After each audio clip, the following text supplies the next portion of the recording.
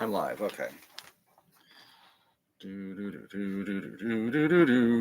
I stole an F-16. All right, that's gonna go there because I'm comfortable.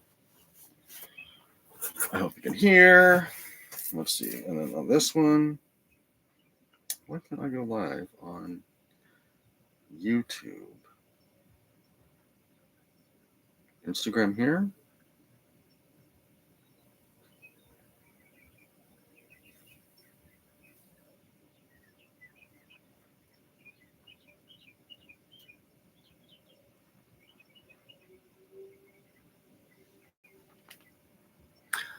La la la la la la la. Testing 1 2 3.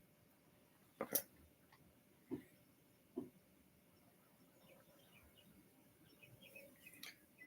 Oh.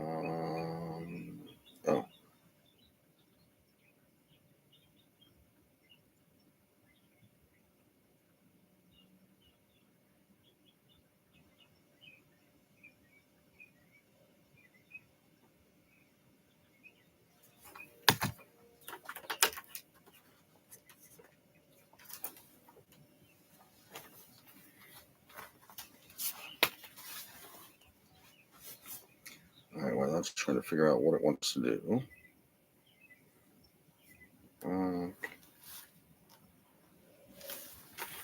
Twitch.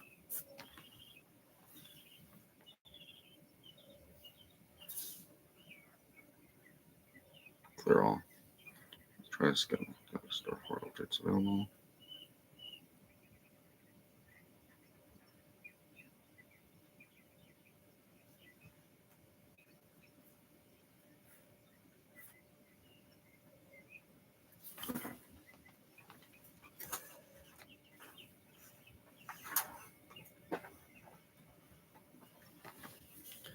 All right.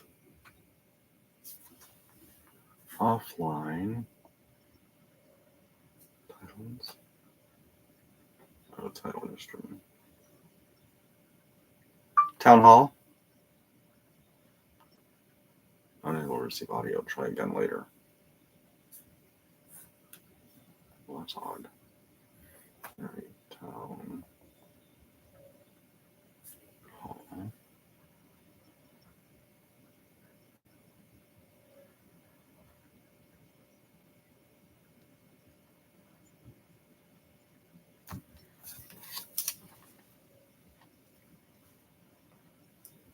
No, I don't have enough time to do updates right now. Live, okay.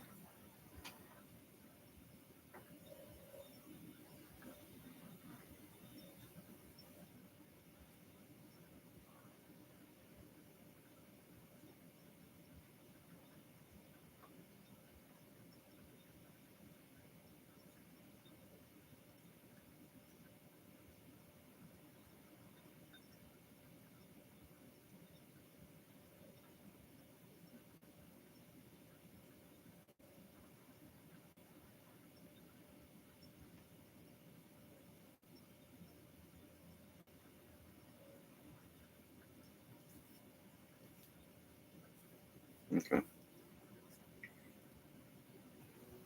So, oops, this is gonna have to go.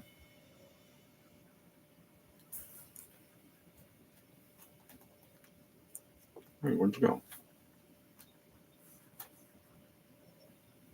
Town Hall.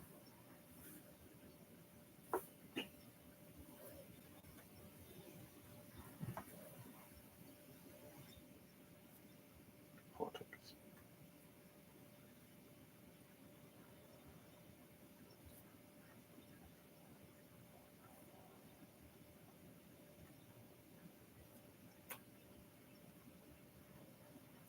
Fun.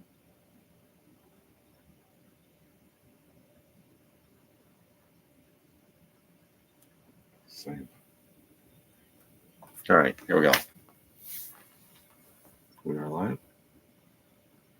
Live. Okay. All right, live, and just getting up. Turn this volume down. Turn this volume down.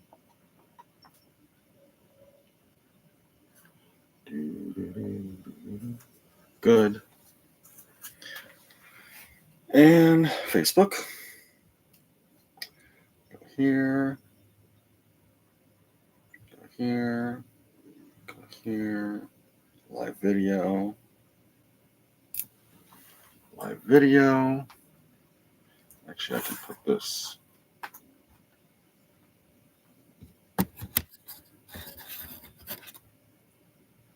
Right here. Go live. No, because the camera's on that side. Okay. Crikey. Oh, come on. All right, let's put this there. Sorry about this. There.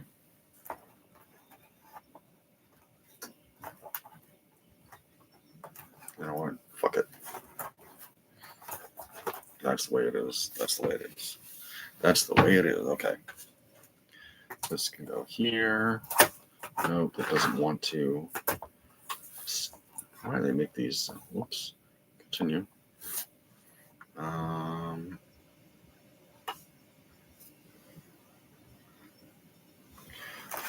Put this over here. Put this. Cancel.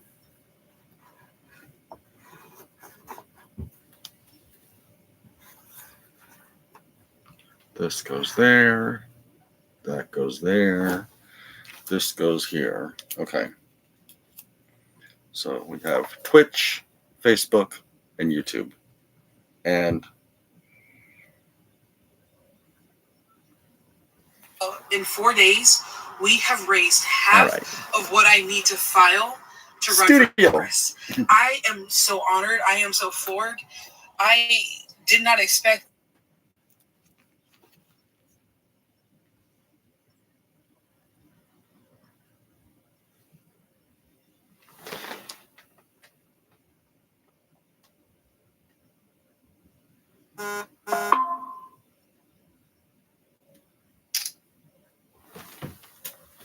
That's funny.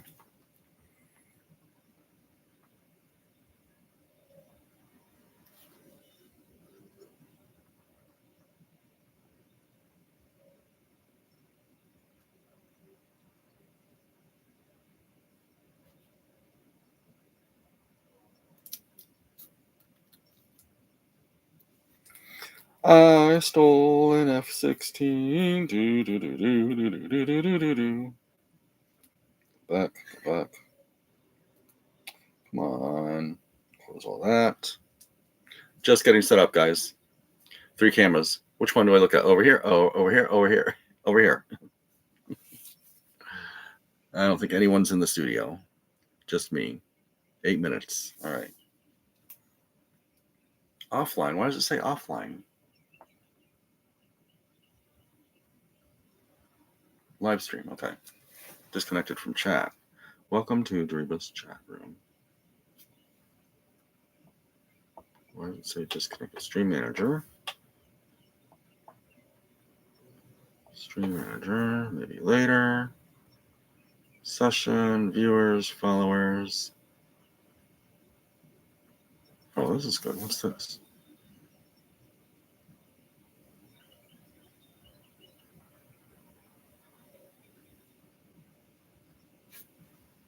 Okay. Go back. Go back. Welcome to disconnected from chat. I don't know why it says that. Hide chat, edit stream manager. Okay. Well, anyways, all right.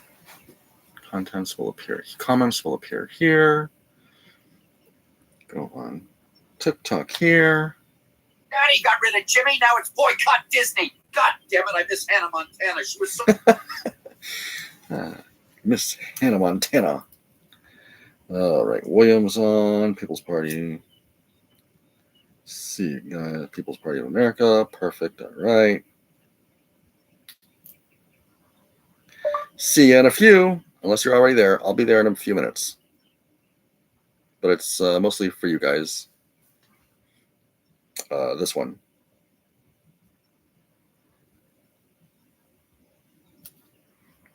Reply to your comment parts and let.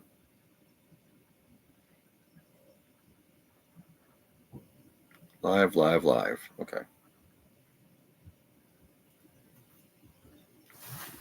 I thought I heard a kitty cat in the little cubby. People's Party of America. I stole an F-16. 5 minutes.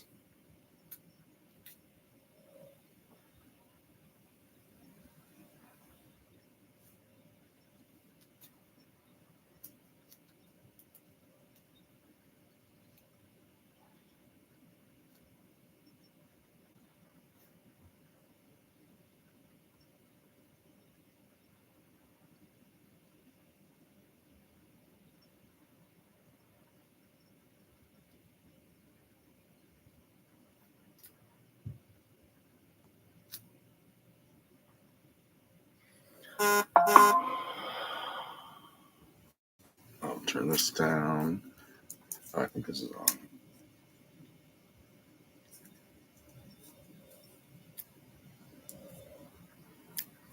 Okay. Back there. All right, let's do this. I need a drink.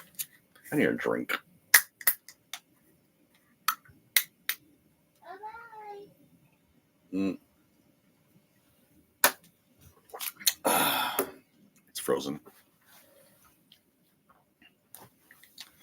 I stole an F-16.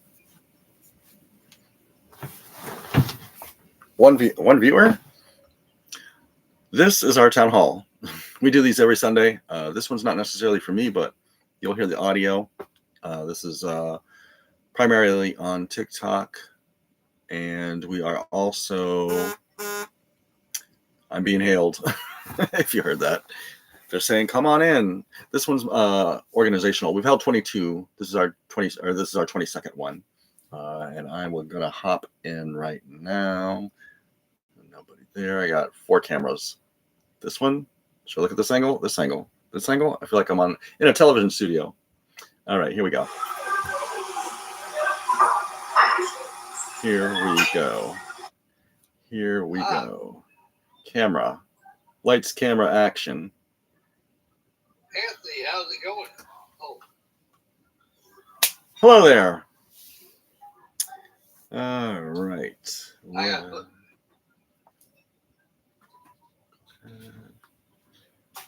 Randall. There's Randall. Hello, Bug. I have lots of cameras. Become a top viewer and get noticed. Sure, why not? Okay. Let's see who else. Randall, good seeing you. Welcome back. Thank you. I'm gonna. So, Randall, as you can see, there's going to be kind of a different town hall meeting. I know. I saw there was like multiple representatives and leaders from different organizations. Right. So I think the platform I would like to try is that you pick a subject and we want to hear from a platform what their view is on that subject. Like you pick Social Security, healthcare, doesn't matter. Just pick one, and then each of them will give us their views, and then we will give us how we will fix that. And with what we feel like is the correct answer.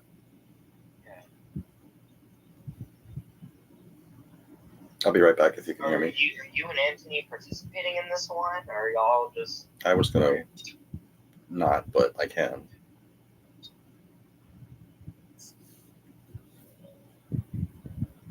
Are you there? Can you hear me? Can you guys hear me while I'm sharing these out? Yeah, we can hear.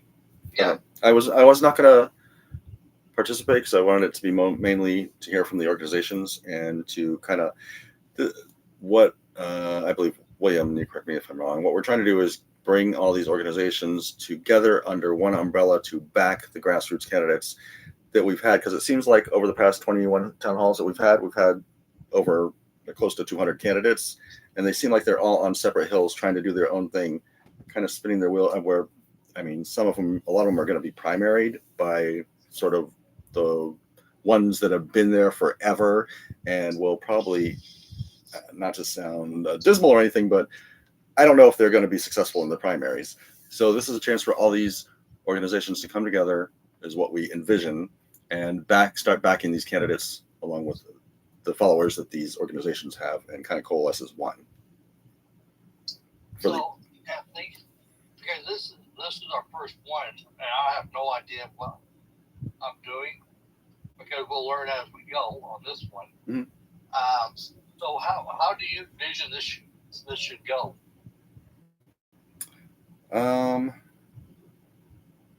Well, we could explain, tell them that what this is. I think we should start the conversation with what I had just mentioned and see how they feel about that. Because if nobody's if like with your puzzle, you could lead off with your puzzle in that conversation about connecting everyone. Connecting the Liberty Network to the People's Party to the Pro-Human Party as one. Okay. And then having all of them back you, or back me, or back Robert, or back all these grassroots candidates.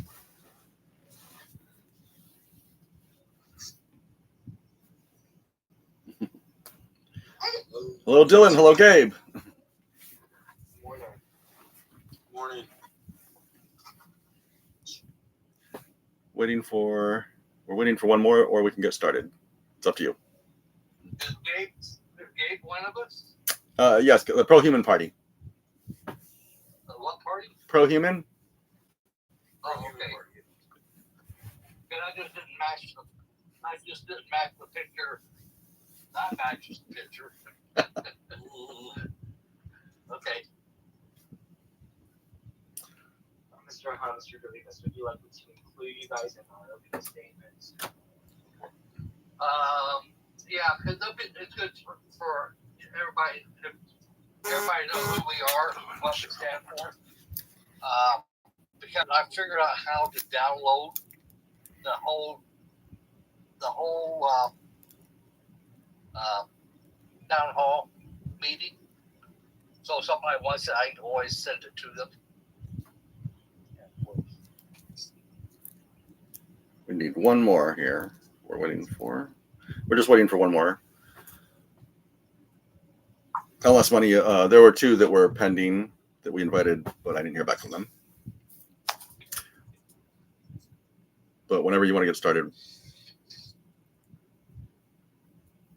So what about Jesse Alberti? Do you know if he's got? Oh, let me share that out. I forgot about him. Be right back.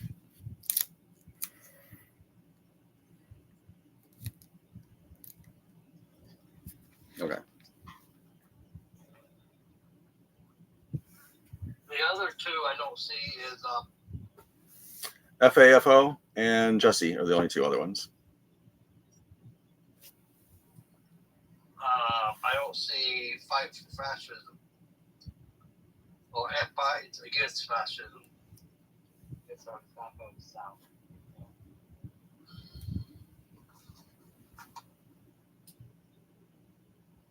We have two missing.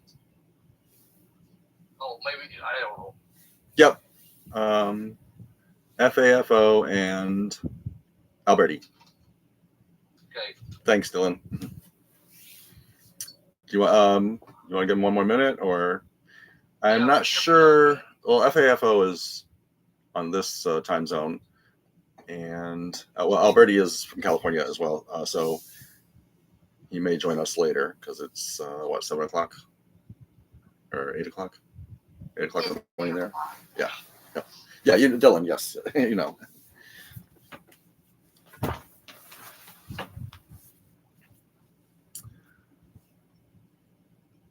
So you want to, Gabe, you want to go ahead and introduce yourself? Oh, well, I wanted to opening statement. Okay. Then we'll introduce. All right. Okay. So I'm the host, and Anthony's kind of like the co-host. I want to tell you guys good morning, and thank you for joining today's town hall. My name is William Hunt, and my purpose here is clear: to bring together the independent parties of America For too long, our voices have been divided across many matters, and that division has kept us from building the real momentum we need for change. Imagine the strength if we would have the libertarian, the green, the reformer, the constitutionalist, and independents stood behind one candidate, one leader who represents the people, not the establishment. And that's why we're here today. This is not about left or right. It's about America's future and the generation that follows us. My mission is unity, to unite the independents, to give every American a voice, and to build a movement strong enough to stand up to the two-party system. Together, we can make history. Randall, I'm turning it over to you. Yeah, thank you. And good morning, everyone, and welcome to this town hall meeting. My name is George Marlborough, but you can call me Randall, and I will be your moderator for today. This is my 9th time moderating one of these town halls, my 10th time organizing a political forum, and I will not be introducing myself beyond this because we have many interesting panelists who are from different political campaigns and organizations here, and many questions to get to. During today's town hall meeting, we'll be discussing many important policies. Before we get into it, I'd just like to read out the rules and procedures for this event. They are as follows. Each panelist will have time to briefly introduce themselves and their organization, and we will later have time for closing statements. I'll be asking a variety of questions about different topics. Just necessarily give your view or your organization's view on that topic. If a spectator of the town hall has a question or that they want to ask a panelist, please just ask it in the live comment section below, and I will ask it on your behalf. And lastly, I, the moderator, will respectfully interrupt the panelists if they interrupt another panelist or start arguing with someone else in a non-beneficial way. Does everyone understand? Yeah. Yes. Yeah, thank you. Next, I'd like to introduce all the panelists. As I said before, they'll have some time to briefly introduce themselves. First off, we have Mr. William Lee Hunt of Alaska. He's an independent. He's our host. And he's running for president of the United States. He's currently also considering a run for U.S. representative. So, as you know, my name is William Hunt. I was born and raised in Kansas City, but I've lived in North Pole, Alaska for the last 45 years. And 2.5 years ago, my great-grandson was born. And I realized that the way my generation and every generation has been voting, red and blue has taken away his future. And because of that, I decided we need to do something different. So I decided to run for president of the United States, hoping that I can unite the independent party to start backing one candidate on the ballot, not just for president, but also for Congress. So that's my whole purpose for this. As running for president, if I can find somebody who has a better plan for America than me, I would probably support them. Because I literally want the best in Congress and in the White House. We got to stop this divide and move forward for our future generations. Yeah, so thank you so much, Mr. Hunt. And next we have Anthony DeRivas of Florida. He's an independent. He's our co-host. And he's running to become the next U.S. representative for our great state's 16th district. So what I wanted to do here is not necessarily participate. I wanted to hear from Gabe and Dylan here, and maybe Jesse, who may join us later, and I forget her name, Wilma, I think, from the People's Party, or American People Party, or something like this. And then FAFO South, or the official, may join us as well later. What I'm envisioning is, because it seems like even with other organizations, 5051 or Indivisible, all the organizations are like splintered off, doing their own thing. Nothing's coming together. When we first saw a few months back the unified protests around the nation, and those numbers were reported, it was between 5 to 7% of America that had participated. Those are great, but there needs to be more to have any kind of change. So what I'm hoping is to have the different organizations, Liberty Network, 5051, Indivisible, FAFO, Gabe for the Pro-Human Party, the People's Party, and any other independent or alternative political parties that want to join around together to start backing the grassroots candidates. And I'm thinking this because out of the 22 town halls that we've held so far, well over 200 candidates, all of us, I'm going to say 99, almost 100%, all of us, the candidates, agree on the same thing and what needs to be done and how it needs to be done. But again, we're all shooting off into different directions. So what I want is to bring everyone together, use Gabe's followers, use the Liberty Network's followers, and start building more support for all these candidates that are in the same financial position as I am. We don't have $1 million budget. We have a little, even with my opponents here locally that have run before, the same thing. That I've met Glenn and Jan running for the same office here. They're limited in staff and cash. The only thing that substitutes that is people. And 1 hour and 1 vote on November 3rd. So that's my envision. So yeah, go ahead. Thank you so much, Mr. Darius.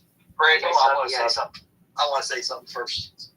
So just so you guys understand, and I forgot to tell you this, but literally American politics is literally a piece of puzzle.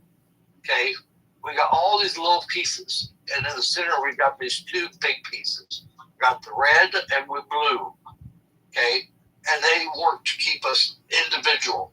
But just imagine if we could take, Gabe, your organization, Liberty, your organization, and we connect those 2 pieces of the puzzle together. Now, you guys got more power than anyone else because you are working together. And that's the whole purpose of this, is trying to connect all these pieces of puzzles together. So if Anthony, if we want to listen to these the guests today and not participate, that's fine. If they want to ask us a question, that's fine with me. Okay, right. I'm actually hear from these organizations. So first off, we have Gabe Reed. He is the leader of the Pro-Human Party. Hi, guys. Can you hear me? Yep. Oh. Yeah. Can Hear me? My name is Gabe Reed. Great. I'm the leader. A little bit about my background. Born and raised. Is a little glitchy? Yeah. Get to it. So, yeah. The one thing you always try is go to airplane mode. Don't log off. Just go to airplane mode. Go to airplane mode for about 30 seconds and come back. A lot of times that fixes problems. And then if you get kicked off, you can always be invited back up.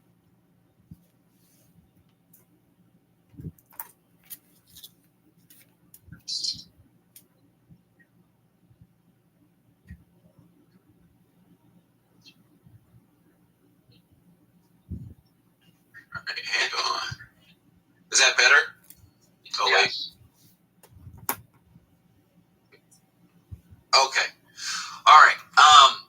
So yes, my name is Gabe. I was born and raised in Marietta, Georgia. Came out here to Oregon. Currently, right now, I live in Oregon. Right here by the University of Oregon.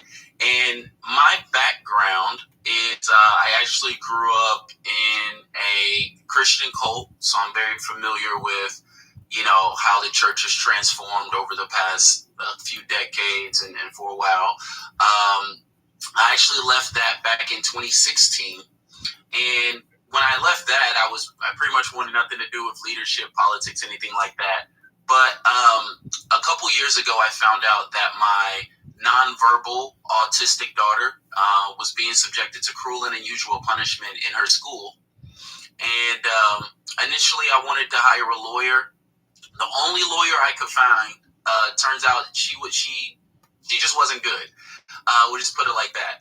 And so I decided to learn how to do the lawsuit myself. And so I filed a $568 million lawsuit against that teacher in the school district. And that was back in January 2024. And as of last week, I just filed a petition to the United States Supreme Court because it was dismissed. And then I argued at the Ninth Circuit Court of Appeal. They still didn't see my way. And so now I'm petitioning the United States Supreme Court, challenging something called the counsel mandate. And it's this idea that, children have to have lawyers to go into the courtroom, and which pretty much makes it impossible for so many families to get their child justice. And so through all that, I ended up writing a manifesto, sort of the belief about how life is. And then that transformed into, I came on TikTok, started reading that. And then that's when people on TikTok asked me to start something. And so that's when I started the Pro-Human Political Party. And the foundation of what I'm trying to do and what I agree a lot with what everybody is saying is try to come up with a banner for which we all can be united around. I believe that human dignity is non-negotiable. I think we get into a lot of debating ideas that just shouldn't be debated. I also think if we got focused on the children, all of us, no matter where Black, white, poor, I think creating a society that is great for children, for all children, especially the most vulnerable among us, will work out the best for all of us. So right now, I'm still reading my manifesto online, doing things online. We have, a few fundraising things, but I agree with a lot of you guys. I think we're all saying the same thing. I think it's just about us coming together under a single message, supporting each other, right? Because I think America is a very diverse population. So I don't have a problem with differences. I don't have a problem with people wanting to do things their way, but I do think we need to come together. And I think that, like you said, William, I think the parties do a lot. Even the systems and institutions do a lot to keep us separated. We actually have a very ambitious goal in our party to see a new constitution. We think our constitution needs to be extremely updated to the world that it is in 2025. So that's a little bit about me, a little bit about my party, and yeah. Yeah, thank you so much, Gabe. And last but not least, we have Dylan. She's a representative from the Liberty Network. Hello, everybody. So my name is Dylan. I'm actually the founder and the creator of the Liberty Network, but that's okay. And I basically, a little bit about me, since we're talking about backgrounds, I grew up in Hawaii, which is very diverse, and racism is not at the top of their list. So for me, my family was a little bit more conservative, but I lived in a space that was heavily diverse, while also the local population looked exactly like me, brown, mixed race, and nobody really separated us in that way, right? We're dealing with colonialism, not racism.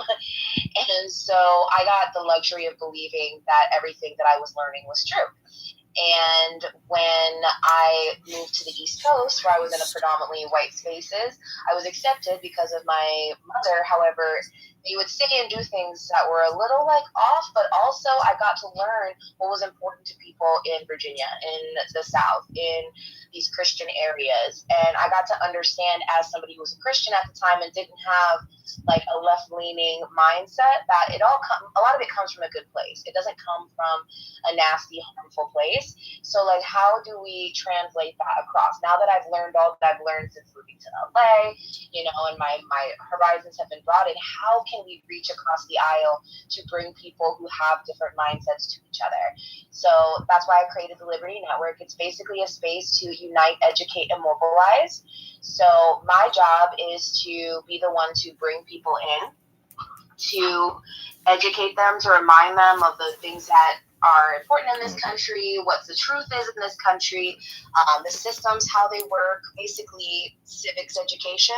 And then my job is to mobilize them. So my goal was to be the umbrella, but not in a way that most people think. I'm not trying to control movements. I'm trying to help people fall in love with your movement, you as a candidate, and then like work together, right?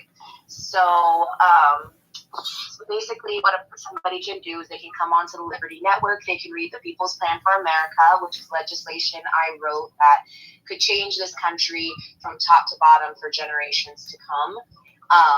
And then they can find candidates and movements that speak to them in the mobilized section, and reclaiming what it means to be radical, reclaiming what it means to be a rebel in this country, what it means to be pro-life in this country, like how can we support everybody from life to death, My goal is to run for Congress, but I just don't know when yet because California's stuff is all over the place at the moment. But essentially my focus right now is getting candidates together in a cohort to help them learn how to speak, be comfortable on camera, be comfortable in their bodies, to learn how to talk to you guys and explain their policy breakdowns in ways that make it attainable to the average person, and helping get candidates and movements all on that same message. Let's get together. What is our message? What's important? Why is it important? Okay, so how do we all be on the same script? Just like MAGA is. That's what they're really good at. They're all really good at being on the same script, So I think that this is just the start, but I would love to be the umbrella that guides people to you guys. Like, people know that if they find you on the Liberty Network, you're Liberty aligned and that you're safe to vote for, that they can trust you. And yeah, that's my vibe, to educate people and give them the audacity. Yeah, thank you so much, Joe. And I see that our representative from the People's Party of America has joined us. I never got her name, but you're doing. Hey, girl. Hey, everybody. Hey. I'm Ashley Miller, by the way. That's my name. And I am the founder of the People's Party of America. I'm not just the representative. I am actually the founder of the People's Party of America. But yes, I'm here. I made it. I'm sorry. I thought this was at 6 p.m. No worries up. If you would like to do an opening statement, just explain what your party stands for. Please just go ahead. Oh, well, we established the People's Party of America because we wanted normal people to be able to have a say. And so we established People's Party of America through the IRS. We applied for a political party. We did the Form 8892, 8817, and we wanted to be able to run United States citizens, people like you and I, as real representatives. We started looking at what it took to be able to run for Congress, how it took signatures and how it took money. And so we created People's Party of America because we did not see a platform that allowed normal civilians to be able to get on ballots. And so that was the fundamental mind frame that we had when we came up with this, because we see a lot of things that the American people don't like, and yet our voices aren't being heard. Real people from real states in real cities were not being heard. People who were actually going out and doing the work in the streets, dealing with people, were not having a say. And so I took a chance and I applied to the IRS for a political party, and they approved me. And so then I took another chance and I filled out Form 8892, and they approved me. And then I did 8817 and they approved me. And I said, well, now it's time to open up a trust. And so then I built a trust for the people called the People's Asset Vote. And so now I just decided that if you look at the systems, we have to have a system in place. The reason we can't effectively gain control as a people is because they have systems in place and the requirements that we have to be aligned with in order to essentially run our own government. And so I said, well, this is what I'm good at. And so that is why I built this platform. Yes, thank you so much. I think it's Miss Miller, correct? Correct. Thank you so much. And now that all of our panelists have finished introducing themselves, we can go and jump into our questioning segment. Before, can I ask you a question? Because someone down the thing has asked why does Liberty Network and People Party turn their camera on? So I'm just kind of curious to answer their question. My camera's not on because I'm in my bathrobe still. So I just wanted to come in and be professional and not kind of be messy here in the bathrobe because I thought it was at 6. So that's my reasoning. My apologies. No, that's all right. Yeah, same. I'm not like fully face beauty at the moment, so I just feel more comfortable being off camera. But trust, you guys can see over 200 videos of me and my face on my profile. And my face is also on my profile as well. I'm just looking like a morning person right now, so forgive me. Yeah, it's 8 a.m. over here. All right, no problem. They just asked the question, so I just want to make sure we answered their question. No problem, Cookies.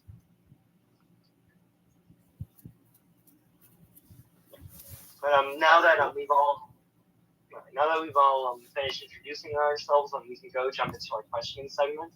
But before we begin, I'd just like to remind all of our panelists that we are live on TikTok, and the TikTok platform can be very strict about certain types of language. So please keep it respectful, on topic, and TikTok friendly. Not because of my personal bias, but so we can keep this event running smoothly for everyone watching. Does anyone have any questions before we begin? So Gabe, so your thing says 18 plus. You know, when you do your TikTok live for this, it'd be better if you don't set it for 18 plus because that really restricts your audience. Oh, okay. Okay, good to know. Do you need me to change that now, like go out and change it, or in the future? Well, I don't think it doesn't restrict us. Just so that I can tell. We're at 14 right now, so. Okay. Yeah. Any questions in there before we begin? I think I'm good over here. All right. I'll take all that. My first question is necessarily on healthcare. I just want to know all of y'all's organizations and opinions. Should the U.S. move towards a universal healthcare system or expand Obamacare? Keep our current mixed system? I just want to know what you guys think. I'll let Gabe go first.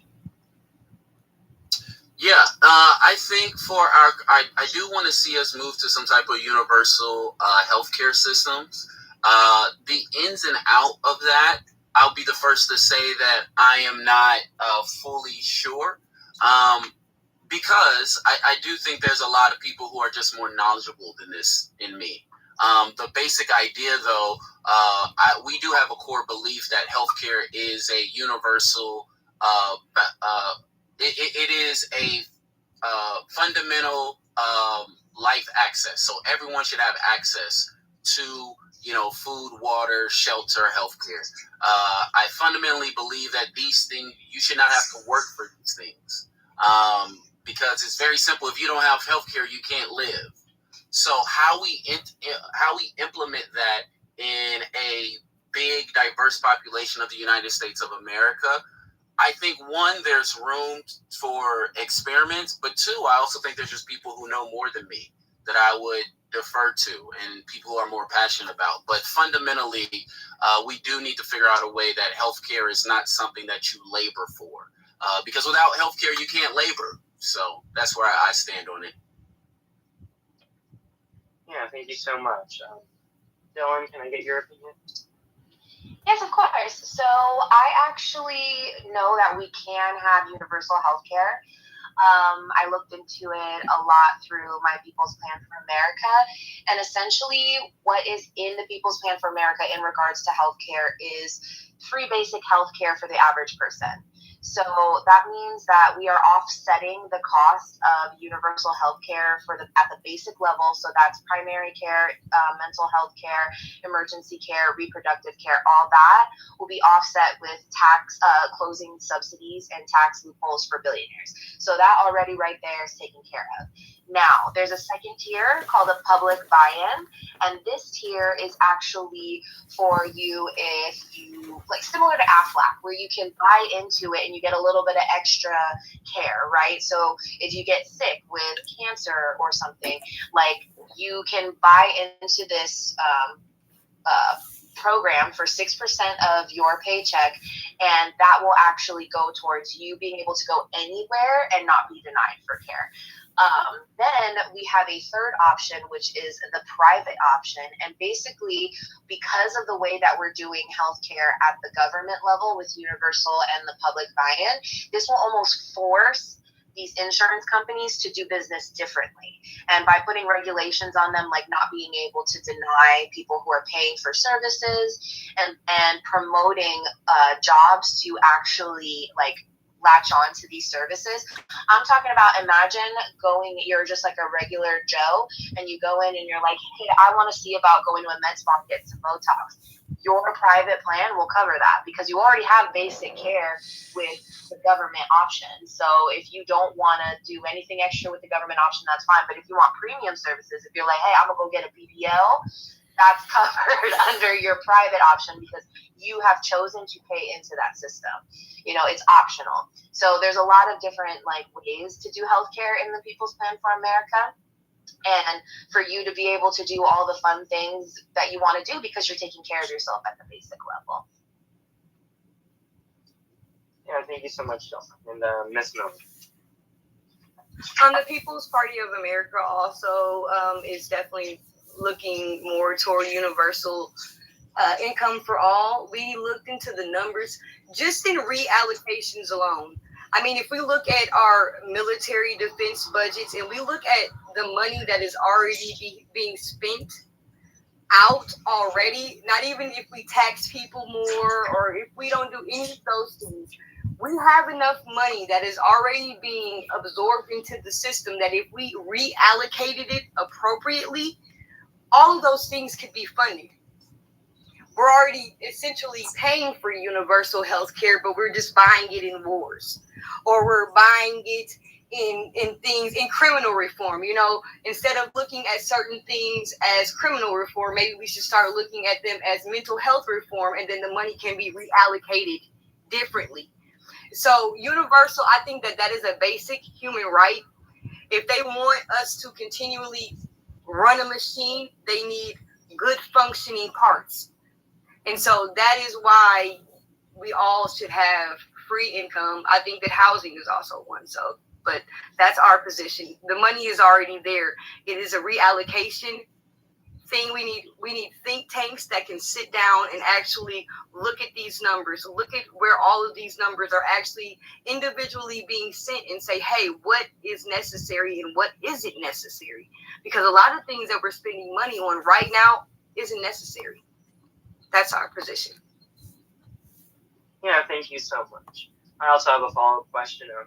James in the comments, I just wants to know, do you guys think that a universal healthcare system is a move for socialism? And would you support that kind of socialist system? I'll let Gabe go first if you'd like. I think, yeah, by the definition of socialism is moving towards there. But for me, I don't care what we call it. I just know what the people need. And for me, oh, can you hear me? For me, it's just one of those things where whether it's socialism, not socialism, for me, that's unimportant. What's important is that the people need healthcare. And if we don't have it, we can't function. It's not possible. But so, yeah, it's probably a move towards socialism. Yeah, thank you. Thank you so much, Gabe. Dylan? Yeah, to like piggyback, sorry, I didn't know my thing, I had accidentally pressed the thing, but I was like, period, yes. But yeah, I believe the same thing in the same vein, like, I don't care what the heck we call it. I'm not afraid of the word socialism anymore. I'm not afraid of the word communism. I'm not afraid of the word radical. If it's radical for me to think that we should have free healthcare, then I'm radical then. Let's move on.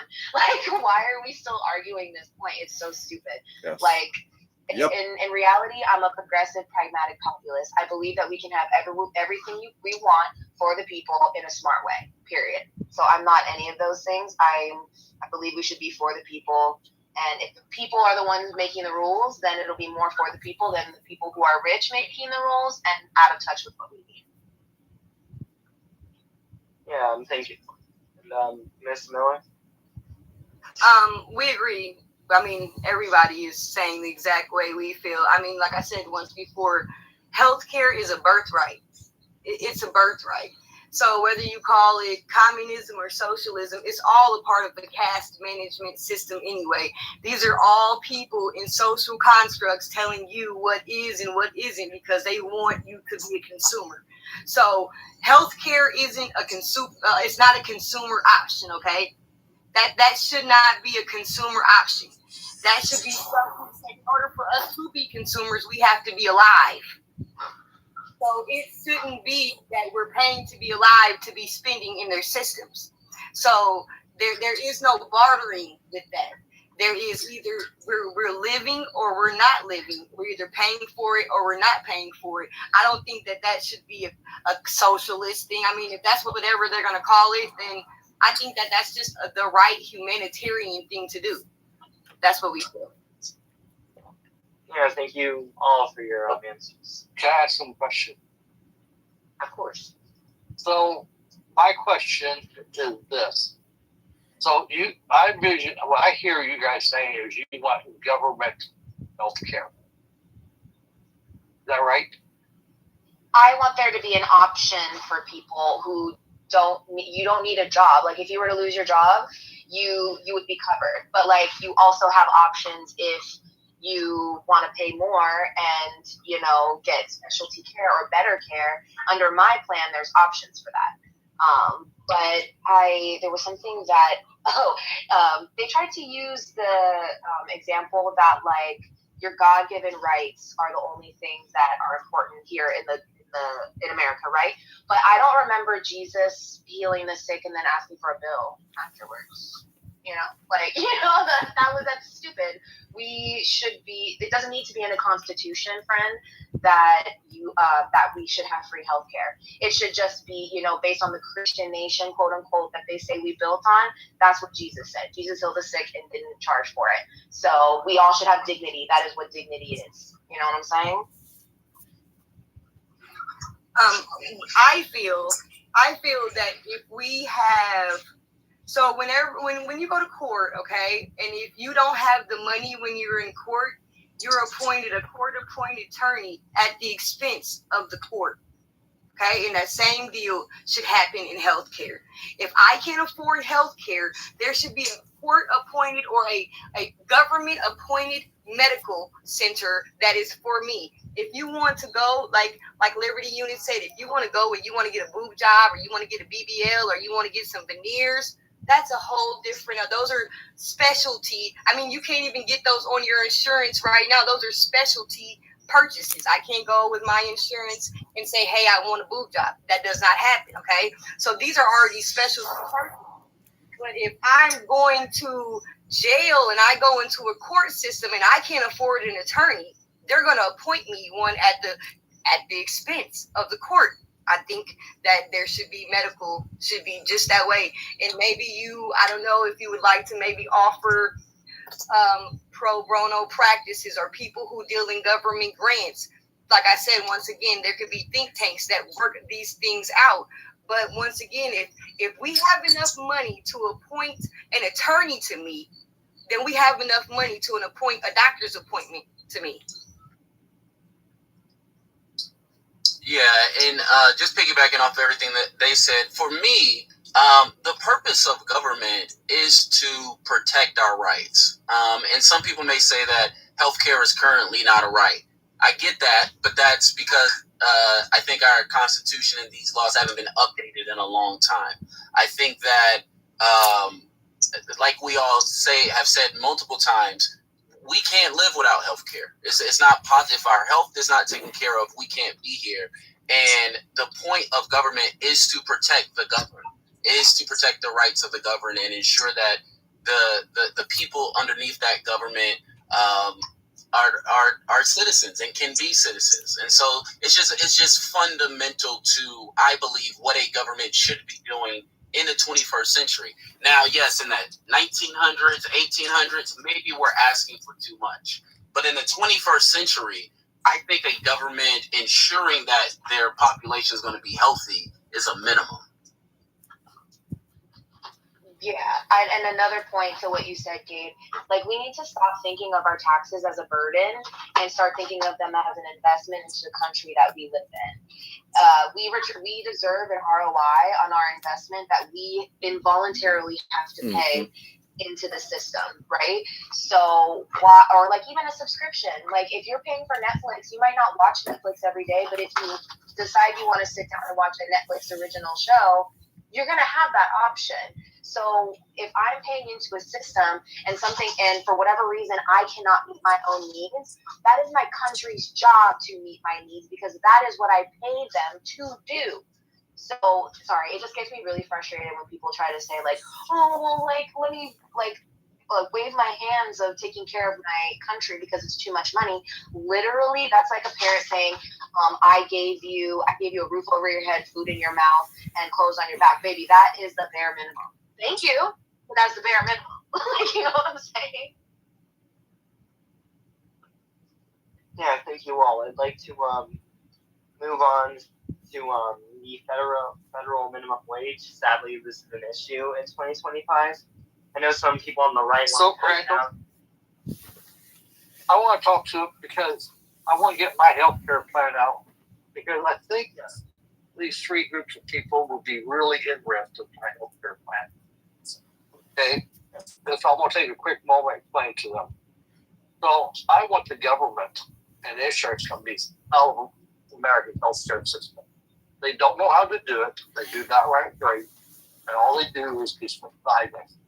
So my vision for universal health care is that government's out, insurance out, and we control our health care. We have a health trust, we have trustees, and we tax the American people at whatever rate we want to tax that, or whatever coverage we've got.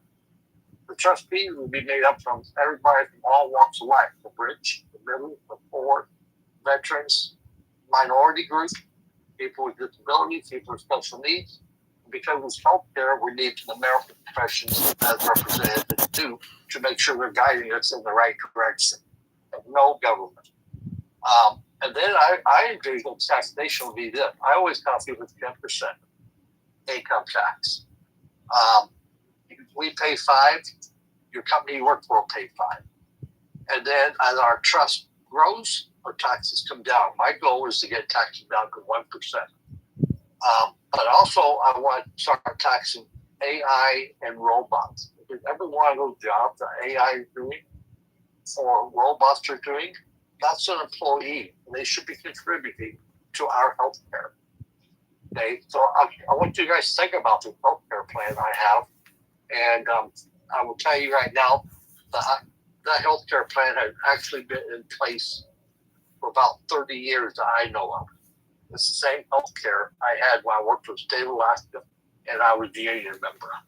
And I want to get it to the American people because it's literally the best health care I have ever seen.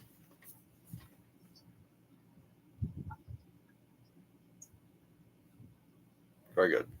Yeah, thank you, William. Anyone like to respond to his healthcare plan? We would like to say that we love the idea. Yeah, same. I like the taxing the robots and the AI.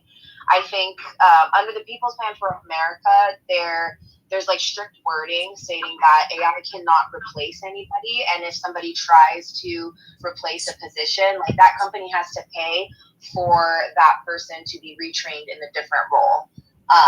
And so I think that that's my favorite part, like especially within healthcare. Because we want to eliminate doctors having to argue on the phone with insurance companies as much as possible so they can see patients. and get rid of some of that mundane work so that people can actually do work that makes them good money, and specializes them a little bit more. But sorry, my dog is like biting the crap out of me. I like the idea that, like, hey, if you're going to be using a bunch of AI or a bunch of robots, then you need to offset that with like a tax, because you're not paying them to do it. So you're paying a tax on them like they're employees. I like that.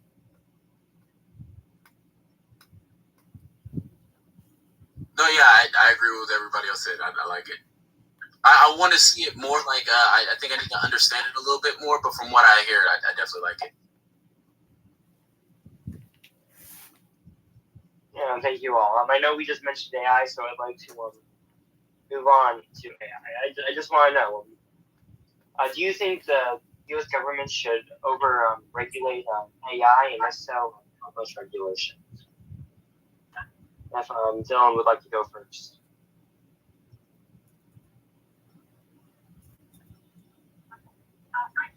Put my dog up. You said, she was biting me. You said regulation, should the government highly regulate AI?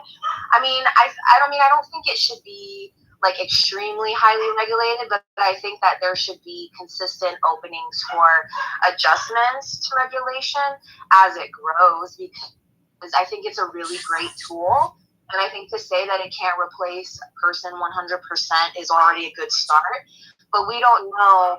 Like, I'm just saying, like, work-wise, I haven't gone too much into like the whole surveillance aspect of it, but I'm trying to make it so that they don't replace workers. So for me, it's like, how is it going to grow in that aspect? But I think for like surveillance and stuff, we definitely should not be surveilled, at least. Like we should, like what PT is trying to do is not okay to me, and to completely unregulate it is even scarier. I'm not trying to go into Black Mirror. Yeah, thank you so much, Miss Miller. We feel that government regulation to me right now is it's a very, very touchy subject, in my opinion.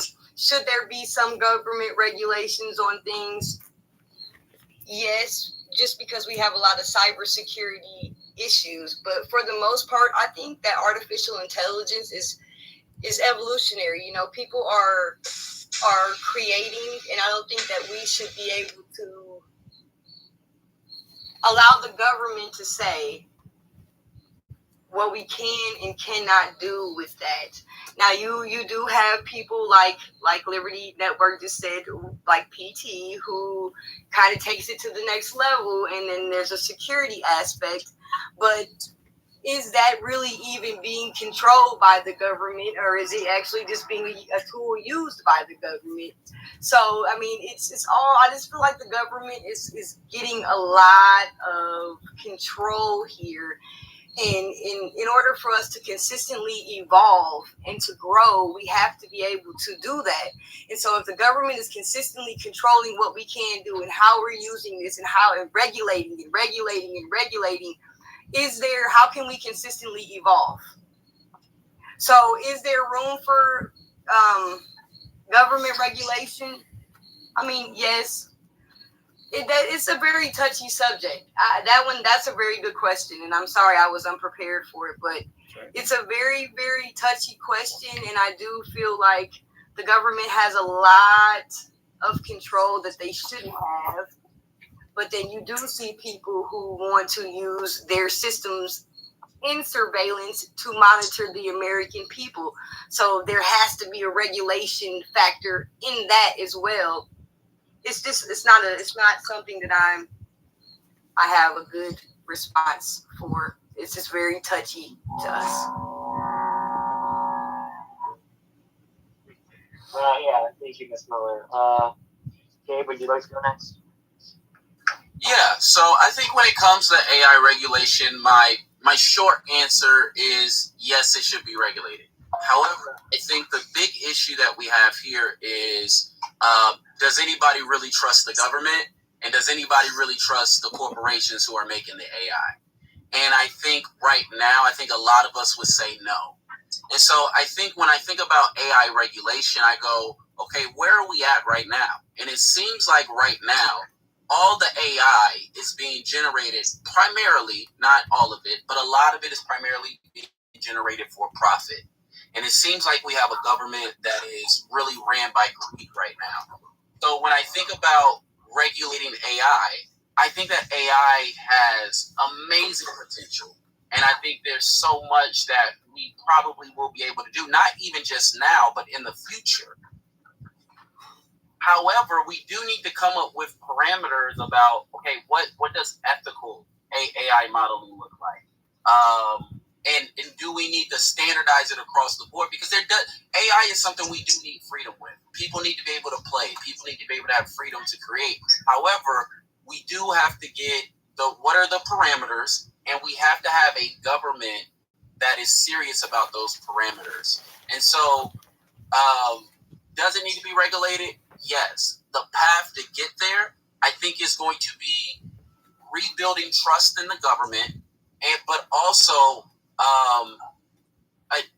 a government that is going to hold people who do not use AI in an ethical way or in a way that hurts the people. I think you have to have a government that is serious about that. So I think the biggest problem with the government regulating AI is going to be the government.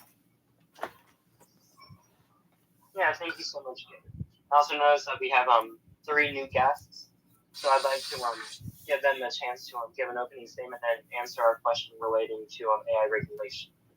I'd like to start with Randall, we now have a full house, but we'll have to watch time limits. Yes, sir. All right, I like this set our time limits for each question to 1 minute and 30 seconds. If after a round, if that's too short, I would up it to 2 minutes. But right now, it's 1 minute and 30. But first, I'd like to let Mr. Frank Lozada of New York give his opening statement. He ran for president back in 2024. Are you running for U.S. House next year? The New York 4th District or the 5th District. So we'll decide that closer to November time. Cool. You may proceed with your opening statement if you'd like.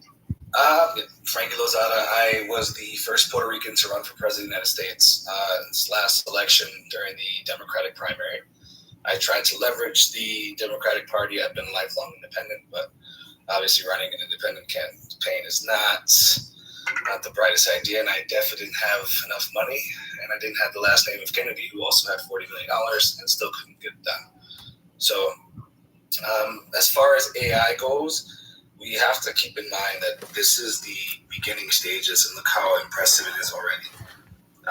And it's hella dangerous to begin with. Like, I don't know if you guys were aware, but they just started putting regulations into political campaigns and what you can and can't do with AI. Now remember that I'm just reading the time, keeping because it's mostly those that are still here, because this is mostly for organizations. There were 2 other candidates that came up. Frankie Lozada, who is speaking now, running for he may run for U.S. Congress. And then we had Jeffrey Cooper from the Party, an alternative political party.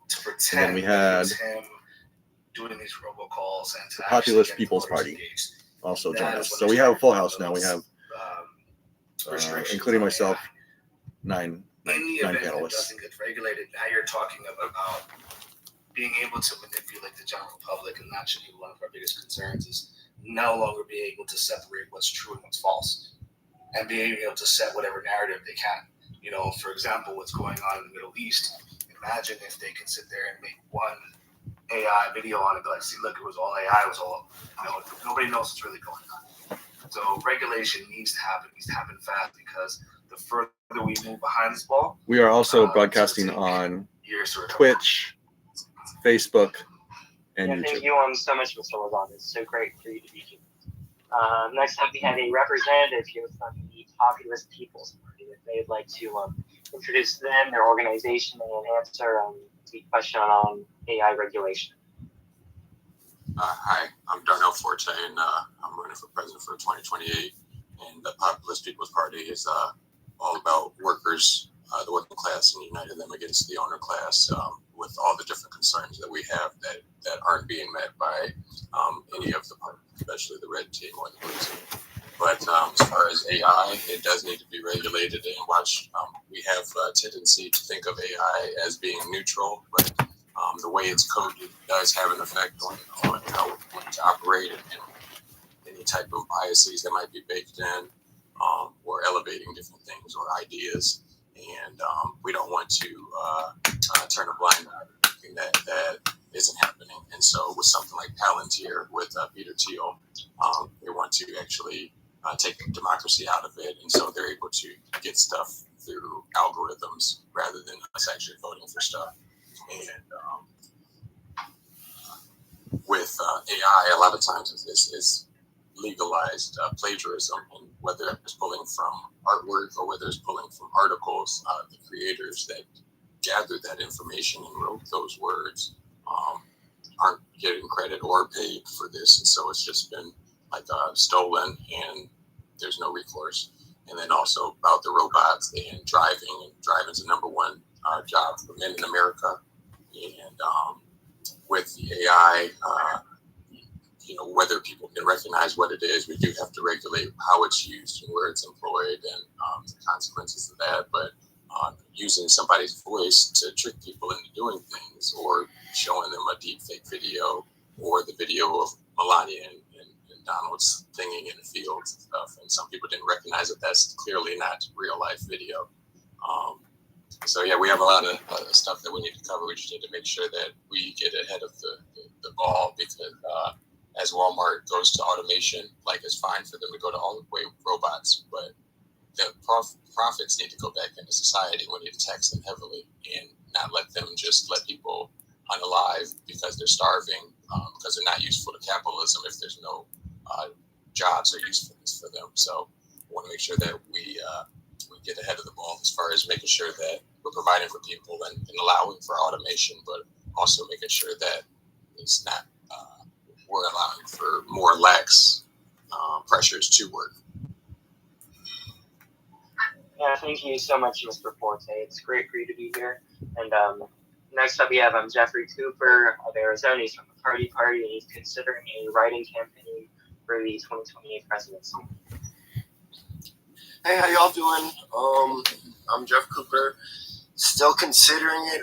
The way that politics looks, it's almost like I kind of feel hesitant to even participate in politics in general, because I feel like the participation is like basically facilitating the idea that this system still serves us. But anyways, with AI in general, which is, if we look back to when Sam Altman first started OpenAI, and this was when it was still an open source company, they had let the technology out basically for free for anyone to use. And what was happening was something that he had made as a tool for everyone to use. People started making their own AIs and selling them. And so they eventually shifted to a for-profit company. But I don't know if you guys know about WorldCoin. So Sam Altman, being the creator of OpenAI, had taken a clear look at the future. And he'll say it's still to this day. We've got about 10 years left for there to be jobs, like about 70 to 80% of the jobs are going to disappear. Driving jobs, all of these jobs are going to disappear. And we're already seeing it in our grocery stores. So he put together the WorldCoin, and that was basically supposed to, as that company was selling its technology, that would fund that coin to make a UBI. And the issue with why that was not a success is because too many governments rely on the scarcity of their situations. I mean, in Africa, they were like, you cannot financially make our people financially secure. We have too many industries that are dependent on those people being dependent on us. And that's what's really scary about capitalism, is that it thrives on scarcity. And when you have these situations where it's kind of like where the treatment is much more profitable than the cure, and we apply this to everything, whether it's poverty, whether it's addiction, whether it is medical care. So that's going to be our issue no matter what, across the board, is going to be that mindset that goes into everything that we do. Everything in this country is profit over people. So the thing with AI, where it's like, if I think more of rather than regulating these things, I say nationalize them. If we're going to lose 70 to 80% of the jobs in the next 10 years, we really, really have to be focusing on how we're going to take care of ourselves, because I can guarantee you world leaders and government officials are not sitting around going, hey, listen, in 10 years, we're not going to need any of these people. Are we going to house them? Are we going to feed them? Are we going to give them free healthcare without them having the ability to work for those things? So, and it's at the same time we see this, like you have the current president talking about, well, we're trying to bring jobs back to America. Well, it's kind of a convenient time to bring jobs back to America, because right now you don't have to bring the jobs back. You just bring the industry back and allow that industry to replace its workers with technology. People aren't going to come back to America. If you're making shoes overseas and you're making them for 40 cents a pair, and then you have to come here and you have to pay an American worker what he's worth, those shoes are no American consumer is going to be able to afford them. So as these companies, it's an optical illusion. Yes, jobs are coming back. No, corporations are coming back because they have the ability to not need to employ the American people and pay them that wage. And that's the weird thing, like with this AI, is like Sam Altman was very, very like aware that it's going to disrupt the entire world, and that if we don't have some type of infrastructure to make sure that it is paying back out to the people that it's taking away from, we're really looking at what I can see, and maybe I'm a little nuts for thinking this way, but I see mass culling. I mean, on a worldwide scale, we have active wars, we have viruses, we have genocides. You know what I mean? And we don't see much of it here in America, but what we see on the news. But the number of the people worldwide is decreasing. The birth rates are decreasing. They're basically planning to minimize the people that aren't going to have a place. And this is why I say this often. We're almost out of the realm of politics at this point, because that system is designed to support and protect one group of people. And I don't even think every single working American, if we put all our money in a pot, we wouldn't even have a percentage of the amount of money to participate and get into this fight. So I'm really, really into community-driven things. I'm really more into, like, what can you do right now in front of you on the ground to make this a better place?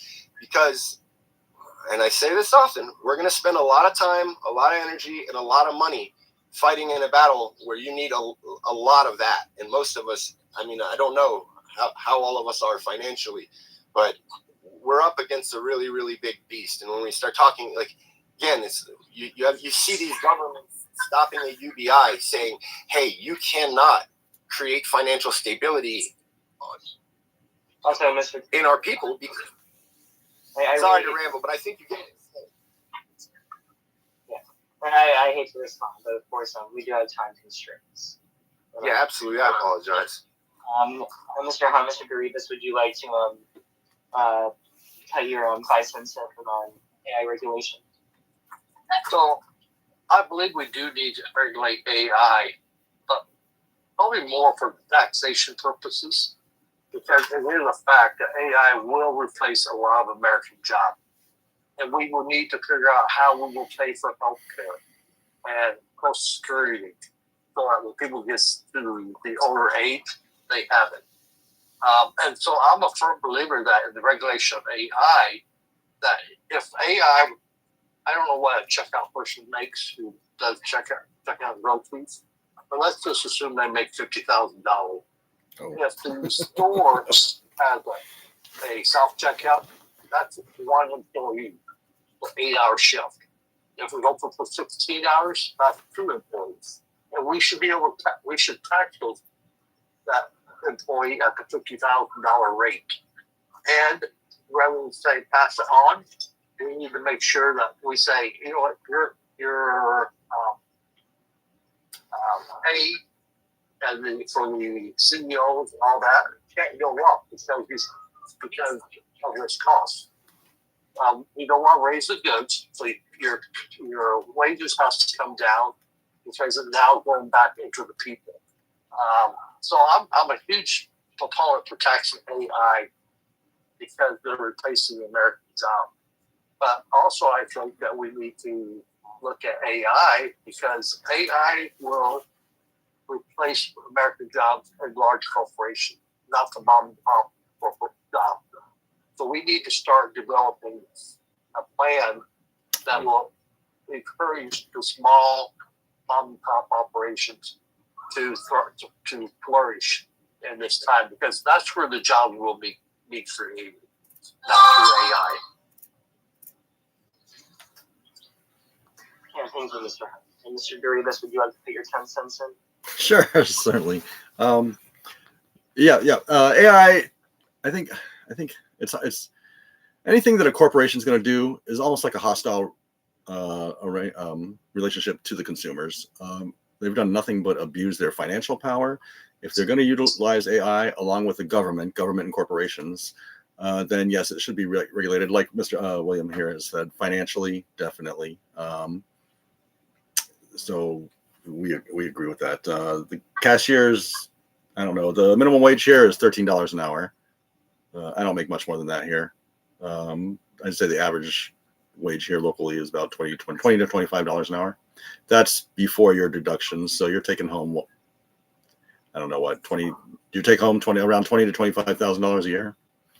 No one can live on that. The wage is another thing. Also, I like Mr. Hunt's thing about taxing AI and all the machines that replace jobs as well. We're headed, we'll like it or not. One of the persons in the chat there overqualified. We are headed towards a universal basic income. I don't know if we'll see it within our lifetime. We might see the initiation of it within our lifetime, because jobs are going away unless you can physically do something like maybe deliver mail, and even that is going to go away, I think. And healthcare should be free. We already spend $1.9 trillion. We looked at that figure. We're already spending almost $2 trillion a year covering uninsured people. If we double that, we can cover everyone on our soil, not just citizens, everyone on our soil within our borders. So we're looking at a $4 trillion every year. That's very doable. Just like all of us have agreed, reallocating funds, keeping the money back here. Thank you. Yeah, thank you, Mr. Burns. I'd like to move on to a question posed by an audience member. DJ down in the comments asks, what is the number one issues with this country, and how would you fix it overall in general? I want Ms. Miller to go first. Of course, it is. I would say it's capitalism. I would say it is corporations effectively creating economic slavery. That is the biggest problem. There is a caste management system that is built into America, just like it is into India. And unless we fix this great divide of income, wealth, we will always have this problem. As long as big rich people keep working, normal people, and taxing them on their homes, and taxing them on their groceries, and taxing them on their clothes. And every single thing has a tax that goes to another big corporation. We will always see a downfall for a normal American person, for a normal person, period. That's our answer. Yes, thank you, Ms. Miller. Mr. Lozada? I will say it time and time and again that the biggest threat and the biggest problem with this country is partisan politics. I think our Congress, as I mentioned before, we haven't had a surplus since 2001. And in any business or corporate world, if your company is in any more than 2 or 3 losses, you're already looking to fire everyone, let alone 24. We need to stop the insider trading, to issue term limits. We have to stop giving these individuals so much power to use for themselves, because while we start getting poor, they're the only ones that have done bettering off their lives. And until we break through that system, we the people aren't going to get any kind of control back. Yes, thank you, Mr. Lozada. Mr. Forte?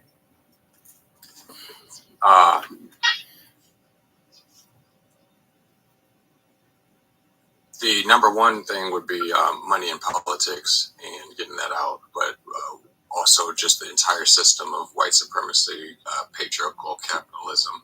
It all rolls together like one big snowball.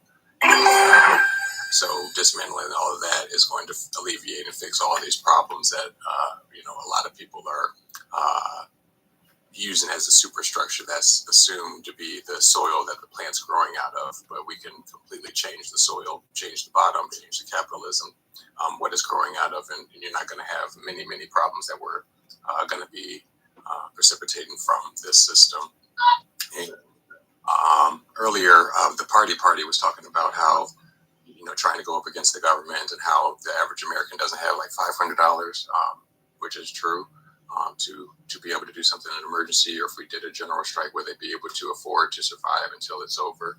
And we only need 3.5% to be able to shut things down. But America needs to get better with protesting, because other nations are way quicker to have a shorter fuse and quicker to action to make sure that their rights aren't infringed upon or slowly eroded. And if we were able to take more lessons from them and actually be serious about these things, then we'd also be able to get the gains and the benefits and the protections that they have. But workers over people. Workers over the owner class, and people over profits instead of profits over people is going to completely revolutionize the nation. Yeah, thank you, Mr. Folger. Mr. Cooper? I think between what everyone has just said in the last three, I think it was People's Party, Frank, and the populist peoples here, you're just about where I'm at. I mean, I think radical capitalism is probably the biggest issue we have. It's degraded the quality of everything in our lives. I think our addiction to over-consuming things that are made in the planned obsolescence mindset is going to be another huge issue. And I say this a lot to people. I says, how much are you willing to sacrifice just to make sure that those who have nothing have something?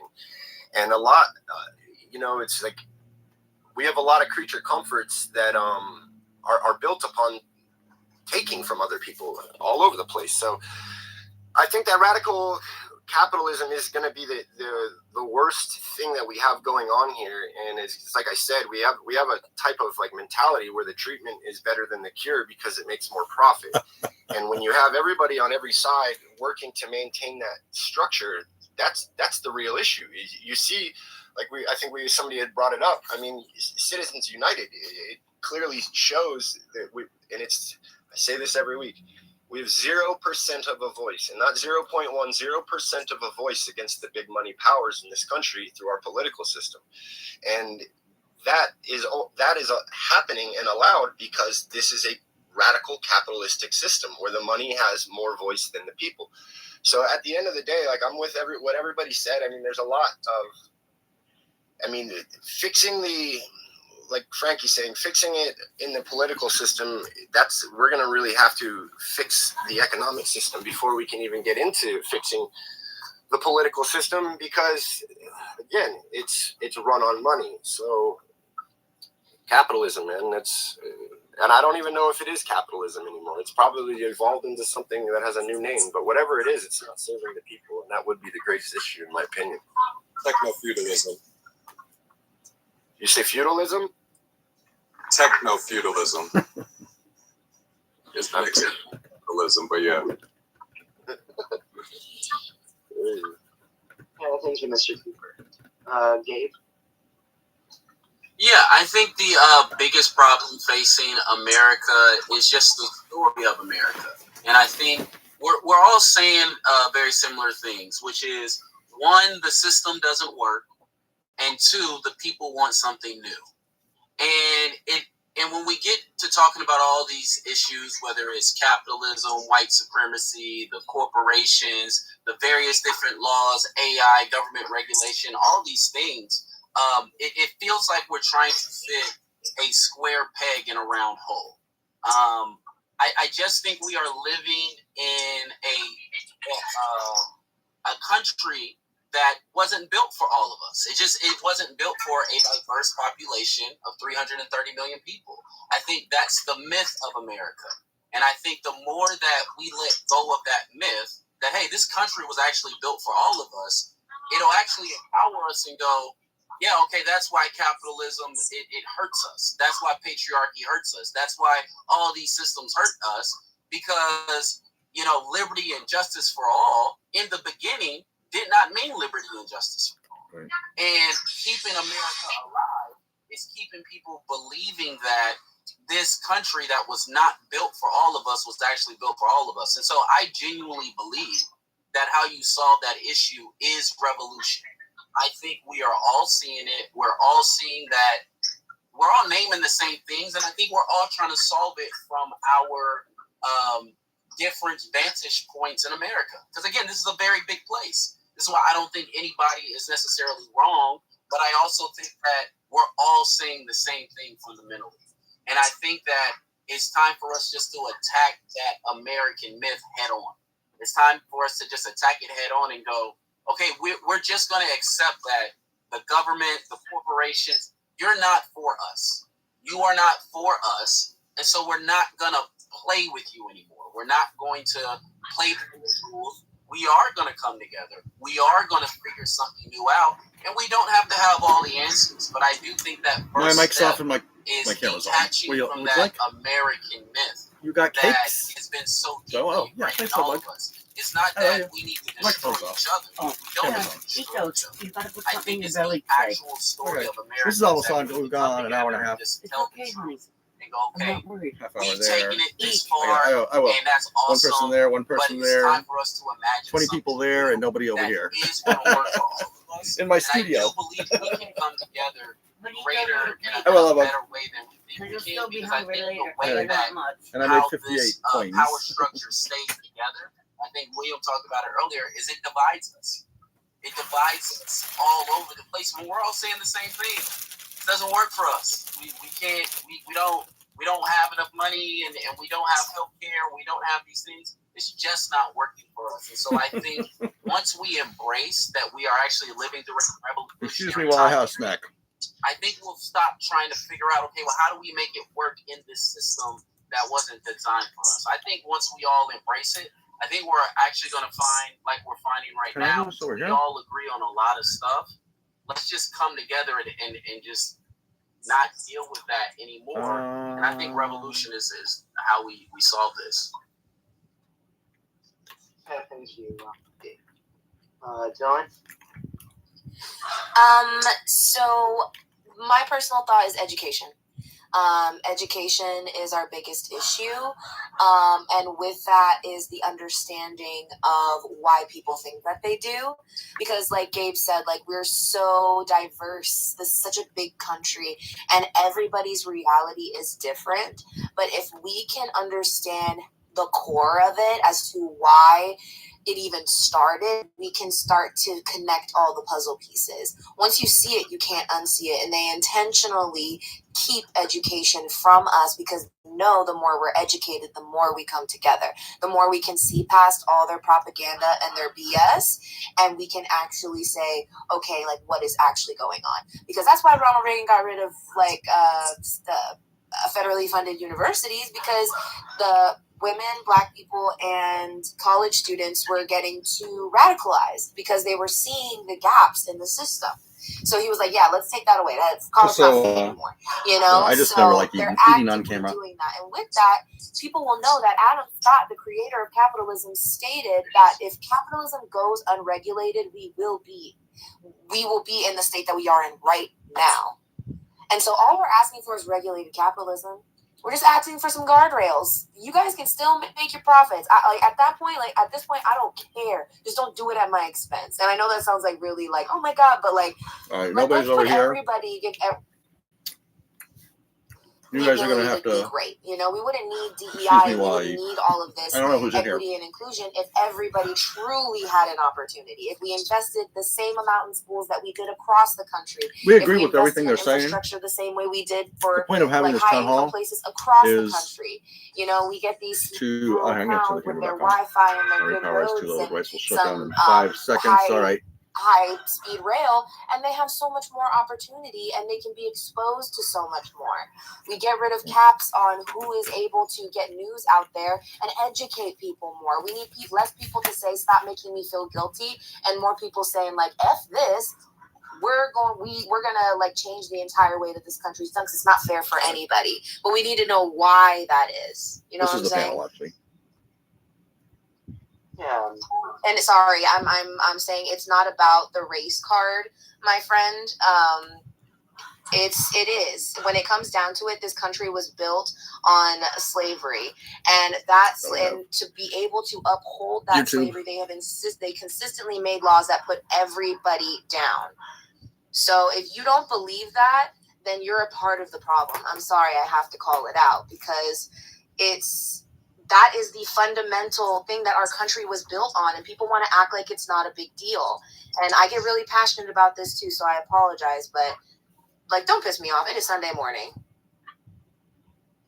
No, and at this point, and especially dealing with what we're dealing with, we have to learn to, like, some people just have to be ignored. Like, the people on the right that want to stall and delay and ask questions and stuff, like, if they're committed to ignorance, then it's a waste of time. And so we need to proceed, and the people that get it will get it, and the runaway train will take off.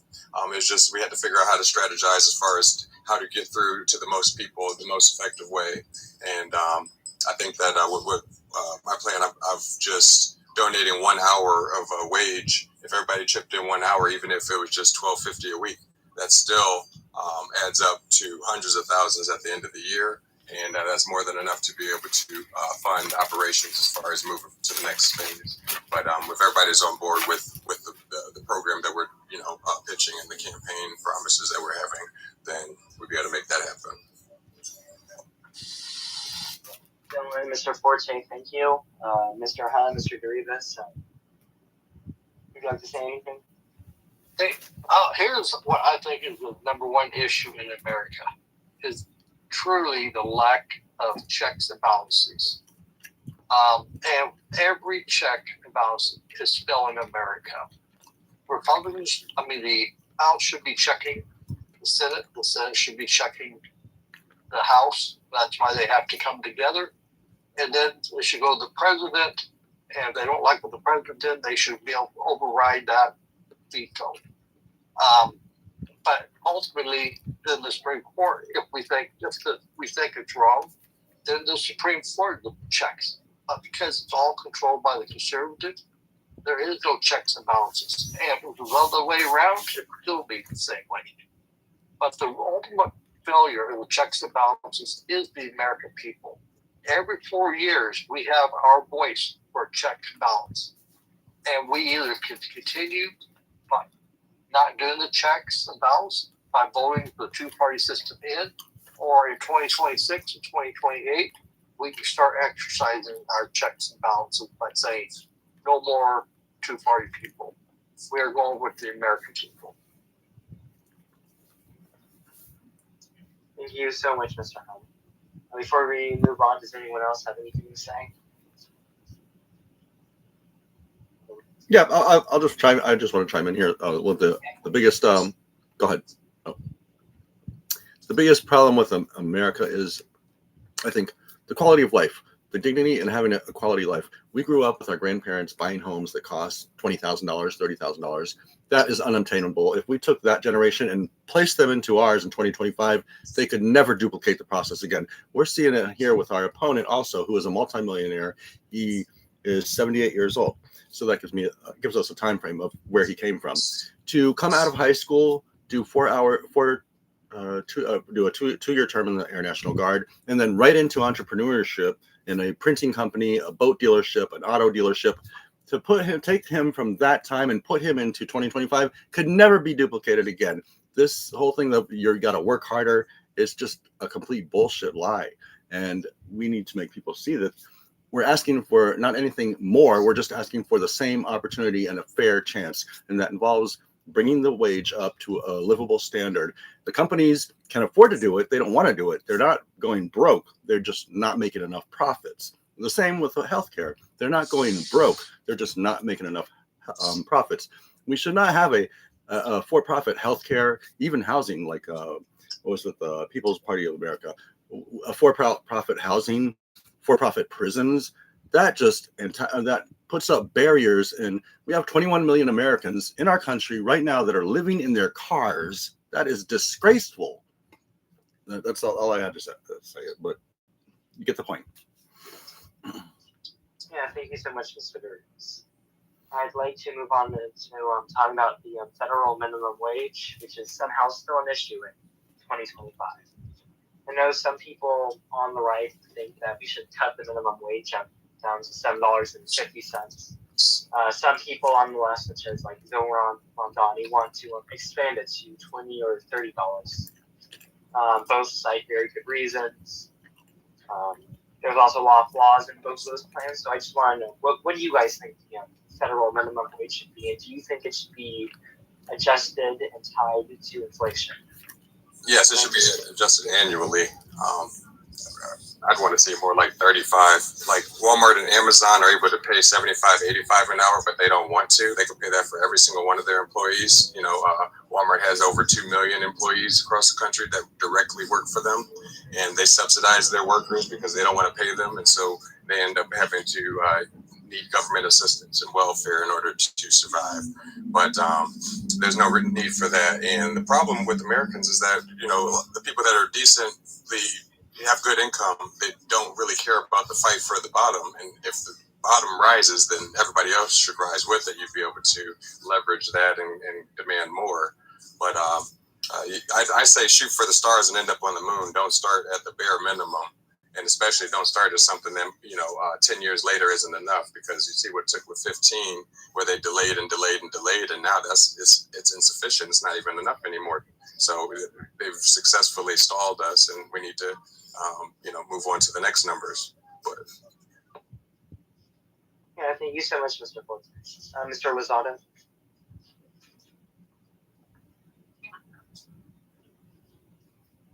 See, I'm actually a proponent of not raising the minimum wage. And the reason being is because that does end up impacting a lot of the smaller businesses, like the mom and pop shops, who really can't afford to subsidize that kind of increase. However, one of the big things I am for is for the universal basic income, which would come from obviously the higher money makers, the higher corporations, the ones that are using AI to supplement job and labor force. Because in reality, if you're able to blanket the country with that safeguard of universal basic income, they have that. Or am I going to punch out? Theoretically, that should supplement the difference in raising the wages. I just got to answer this. Therefore, you would have that. And you would actually be able to work in jobs you actually like, instead of working for just necessarily what the actual wage is as the main indicating factor on that. But that's my logic behind it. That's just the way I would assume would go for it. And that's where obviously the guaranteed healthcare, where universal healthcare would come into play, is that's also money that's not coming out of my pocket. So instead of having to force to raise the money for us to still shell out for other services, if we just provided those services and we were able to save more of what we're earning, then that problem's done. Yeah, thank you so much, Mr. Lozada. Mr. Coopers? This is a question upon the minimum wage in against inflation, you're saying? Yeah, if you think it should be, if you think minimum wage should be tied to inflation. Well, I think minimum wage is kind of a conversation that we have to keep us preoccupied from paying attention to the fact that we need a maximum wage. And I've always been a fan of the highest to lowest wage ratio cap, and that's a lot of numbers. You're going to want to break that down per employee, how big the corporation is, but we need to have a ratio that reflects what the lowest paid worker, 20-1 exactly, populist is kind of the average one we normally discuss. But if you haven't heard of that or don't know what it is, it basically means if your CEO wants to make $1 million a year, he needs to make sure the janitor is making at least 50. So you tie the CEO's ability to make his wealth to the lowest paid worker in his company, you're going to see a major shift. keep doing the begging for this minimum wage, I mean, it's not even moving at a snail's pace to stay with the price of inflation and things going up. And at the same time, right now with this new administration, people are losing their benefits. So like it's getting very difficult to maintain EBT, for instance. So while people who are already working at Walmart barely making enough, you take those benefits from them, they're immediately in a heavy struggle position. The other thing is, like we've discussed before with the AI, jobs are going to be going away, and this is where it gets really weird, because when you start talking about cooperatively owned things or collectives, that immediately goes into the communist side of thinking for people that are scared of that stuff. But so I think discussing minimum wage at this point is kind of like a bait for us to not realize that there's people making hundreds of billions of dollars while others are living check to check. So I don't think we're ever going to get minimum wage up. It's just like the medical system. If we don't change the way that the capitalistic medical system works, it doesn't matter if we allocate more tax funds to that, because they'll just increase the prices. So we need to assess the things that are systemically wrong before we can figure out how much more money we need, because no matter how much more money that we get, they'll just figure out another way to take it. It's keeping us, the 60% of us that live check to check, that's imperative to keep the power structure. You like the blackout the system movement. There are so many people that couldn't afford to take the days off. There's, for instance, I was at the hospital with a friend during the blackout. By my morals, I'd say, everybody stop working. We've got to resist this system. You've got beds full of people. And so my point is, almost everything we can address, before we can even address it, we have to address the fact that the system that's set up has its countermeasures to fight this. So it's kind of insane to think right now that the national minimum wage is $7.25, I think, and there's people that are making hundreds of billions of dollars. It's and this is a radical thing to say, but like nationalizing big tech. It sounds crazy, sounds communistic, but I mean, just imagine if those major players were actually putting into our system rather than extracting from it. We'd have a whole totally different country if that were the case. So I think minimum wage, it would be a beautiful thing to get it to be able to get up to the point where we can all make a living off of it, but it's unlikely that it will. I mean, right now, I just bought a thing of coffee a couple of days ago that 2 months ago was $11, is now $17. So, and my wages surely did not go up during that time period whatsoever. In fact, I think I've lost money, so I don't know. My stance on it is highest and lowest wage cap ratios. I think that'll do a lot more than trying to weasel our way up another couple cents.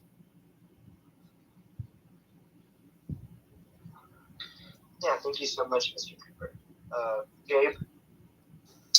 Yeah, I think when it comes to minimum wage, I think somebody said it earlier, but, the person who kind of came up with capitalism, they even said like it has to be regulated. And I think that we've been living in such unregulated capitalism for so long. I think a minimum wage makes sense when you have a well-regulated capitalistic society.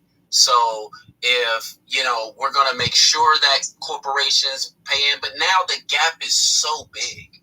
Like we're literally living in the largest wealth gap in, I believe, American history. And so it's one of these things where I think someone else said, like, we're trying to fight for a couple more cents or a couple more dollars. It's one, I think we have to take the corporations head on and go, you guys, you just can't have just infinite profits. You got to pay into the system, right? Again, whether that's nationalized or whether that's, making them pay the tax, whatever it may be, that's where it has to start, because we're fighting for a few more scraps. And the other thing I think about is when we think about the future, we think about AI, we think about the next generation. What is work even going to mean? Right? What is it going to mean to go to a job? I think one of the things right now is like, okay, you can pay the people more, but are people getting fulfilled with their job, or do they feel like they're actually contributing to society? I feel like a lot of us feel like we have a lot of busy work type jobs. So I think in the future, even when you think about labor, even when you think about what does it mean to work in your society? I think that's going to change radically in the future. I think that's going to change in a very huge way. And so I think the way that, you know, in the short term, yeah, I think I would love to see minimum wage go up, right? That however much. But in the medium to long term, I think we really got to start, one, reimagining how we view labor, how we view work, but two, going after where all the money is being hoarded at, and that's in these large corporations that hoard so much money. It's there. It's all there. But we just got to go get it. So I think, yeah, in the short term, we can talk about raising the minimum wage to help people immediately. But in the long term, whether it's nationalized corporations, whether it's UBI, whether it's, we don't even imagine labor as, you know, this idea of earning a living. If we're just putting that whole idea out of the window and we're developing systems where nobody needs to earn a living, right? You're just here. You live. This is what you do. And your labor is how you contribute to society locally or nationally or however your job is. I think long term, that's what we got to start talking about, because there's a lot of unanswered questions there that we need to be prepared for, because I think the way that the gap is so big that it's just not sustainable for too much longer. Thank you so much, Gabe. Dylan? So, actually, when I looked into this, I found that it's actually more expensive to do universal basic income than it would be to have a system of subsidizing small businesses in the same way that we subsidize big businesses. Just like somebody had brought up Walmart. We subsidize Walmart twice because people that work at Walmart on SNAP, but also we give Walmart subsidies to take SNAP from people, right? So if we reallocated those subsidies to small businesses, we wouldn't be spending as much money on those small businesses, because over a certain point in time, people will be making enough money that at businesses and be able to spend at businesses that will offset the cost, right? So we'll be able to eventually phase it out. But the People's Plan for America, which is the legislation I wrote, we have the federal minimum wage tied to inflation, and it's also regionally scaled. So every region, it's like you don't need as much money or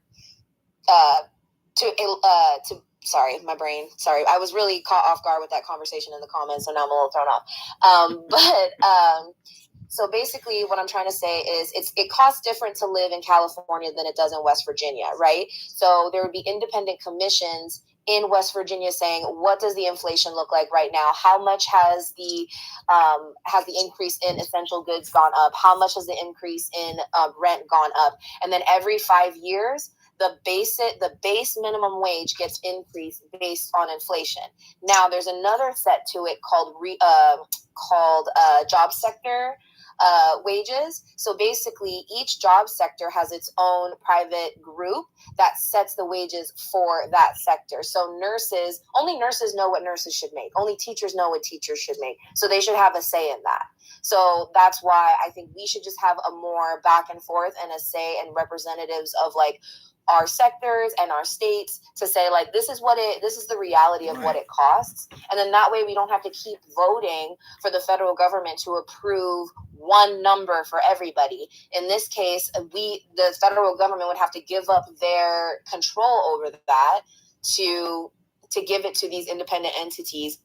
And if corporations want to raise prices, then that's going to impact everybody. It's going to impact them too, because they got to pay us more, and that's a part of the government accountability portion of my plan as well, because if enough of us call for accountability, we can make it happen. If we can tie wage increases for them to accountability, they will go for it. If we vote enough people out, we can get this done. You know what I'm saying? So we just have to not be afraid to stand firm in what we want, which is better wages and how we want it to happen, and we can make them do whatever we want if we have the numbers. So like we just have to make sure we're all on the same page of what we want and we get everybody on board. Thank you so much, Sean. And lastly, Ms. Miller. Okay, so we at People's Party, we look at things kind of differently. So I've been everywhere from in a homeless shelter to in my own house. Okay, I've lived on all of the tracks of life, from stripper girls to working in like, okay.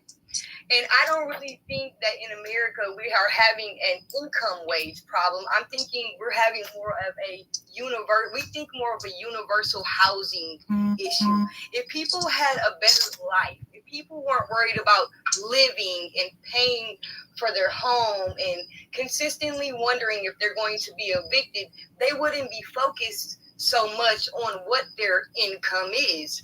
We wouldn't have this continued debate of if mom and pop shops should have to raise their income past what they can afford. You know, corporations having to pay more because people are worried not about if they're going to make 20 cents more, but if they're going to be homeless next month. Okay, and everybody in homeless shelters, they're not worried about if the Walmart's going to give them a 50-cent raise. They're wondering how they're going to get out of that homeless shelter off that Walmart income and get approved for an apartment and maintain that apartment. And that is our real issue here. We have people that are sleeping on the streets, and we're talking about a minimum wage income that doesn't matter if people can't even get a house to survive in it. If I'm going to the homeless shelter every day with my minimum wage check, but I gotta barely afford to get food stamps, I got 2 kids on my hip and no baby daddy or no husband, not by my own choice, but whatever choice the universe gave, okay? That's the real problem. The real problem is, how are we going to make it? It's not about that 40 cents or $1 or $22, because if I'm making $22 an hour, but my rent is $1,400, I'm still not making it. If I make $30 an hour, but I got a mortgage and it's $3,000, I'm still not making it. So essentially, we need to talk about housing. Essentially, we need to be covering the universal basic rights of humanity. That way, all of these other things will trickle down and effectively fit like a puzzle. If we can't talk about how people's needs are going to be met, then they can't get up and go to work tomorrow. If I can't go to work because my car is broke, because I can't afford this, because I got to decide if I'm going to get new tires or pay my light bill, that's where we're having the problems here. If I am a mother and I'm a single mom and it costs me $925 for my rent, but $225 a week in childcare, I'm having an issue here. These are the problems. If I'm not worried about every day how I'm going to live, then I'm probably not going to worry about if I'm effectively making 50 cents or more, because I'm going to be making money to live even further. And that is our position. Yeah, thank you so much, Ms. Miller. Mr. Hunt, would you like to weigh in? So I'm not so sure about raising minimum wage. I think the biggest problem is people's spending habits. And I don't care who it is. I DoorDash. And a lot of people in the rich neighborhood and in the lower income neighborhood use DoorDash, all these third-party delivery systems. And I asked the guy, he bought 4 cans of energy drink, and it cost $10. When I delivered to them, I said, "What did you pay for these energy drinks?" He said, between $25 and $30. They just literally wasted $15. Okay, so if we just get people to learn, quit wasting their money, that would be a huge income for them. I was a single parent, so I totally understand. And when my youngest one turned 18, it was like getting 3 paychecks every week, because I did without having those huge expenses going out. But you know what happened? my expenses changes from my children to other expenses. Having three phones, two phones and an iPad or whatever, or buying a brand new car rather than driving an older car. So I don't think raising minimum wage will fix it. What we really need to fix is people's spending habits, because they don't know how to spend properly. I mean, that's the biggest problem I really see. Mr. Hunt, with all due respect, you can't budget your way out of poverty and slave wages. Like there's no amount of personal responsibility or cut in your budget that's going to be able to fix the system or your personal situation of any amount of scarcity and cutting back and sacrifice. Like it's just not enough. We know what the cost of living is, and they know what the cost of living is, and they don't want to adjust it. I think we need to make sure that the life, liberty, and pursuit of happiness isn't just in the Declaration of Independence, but it's actually codified into the Constitution.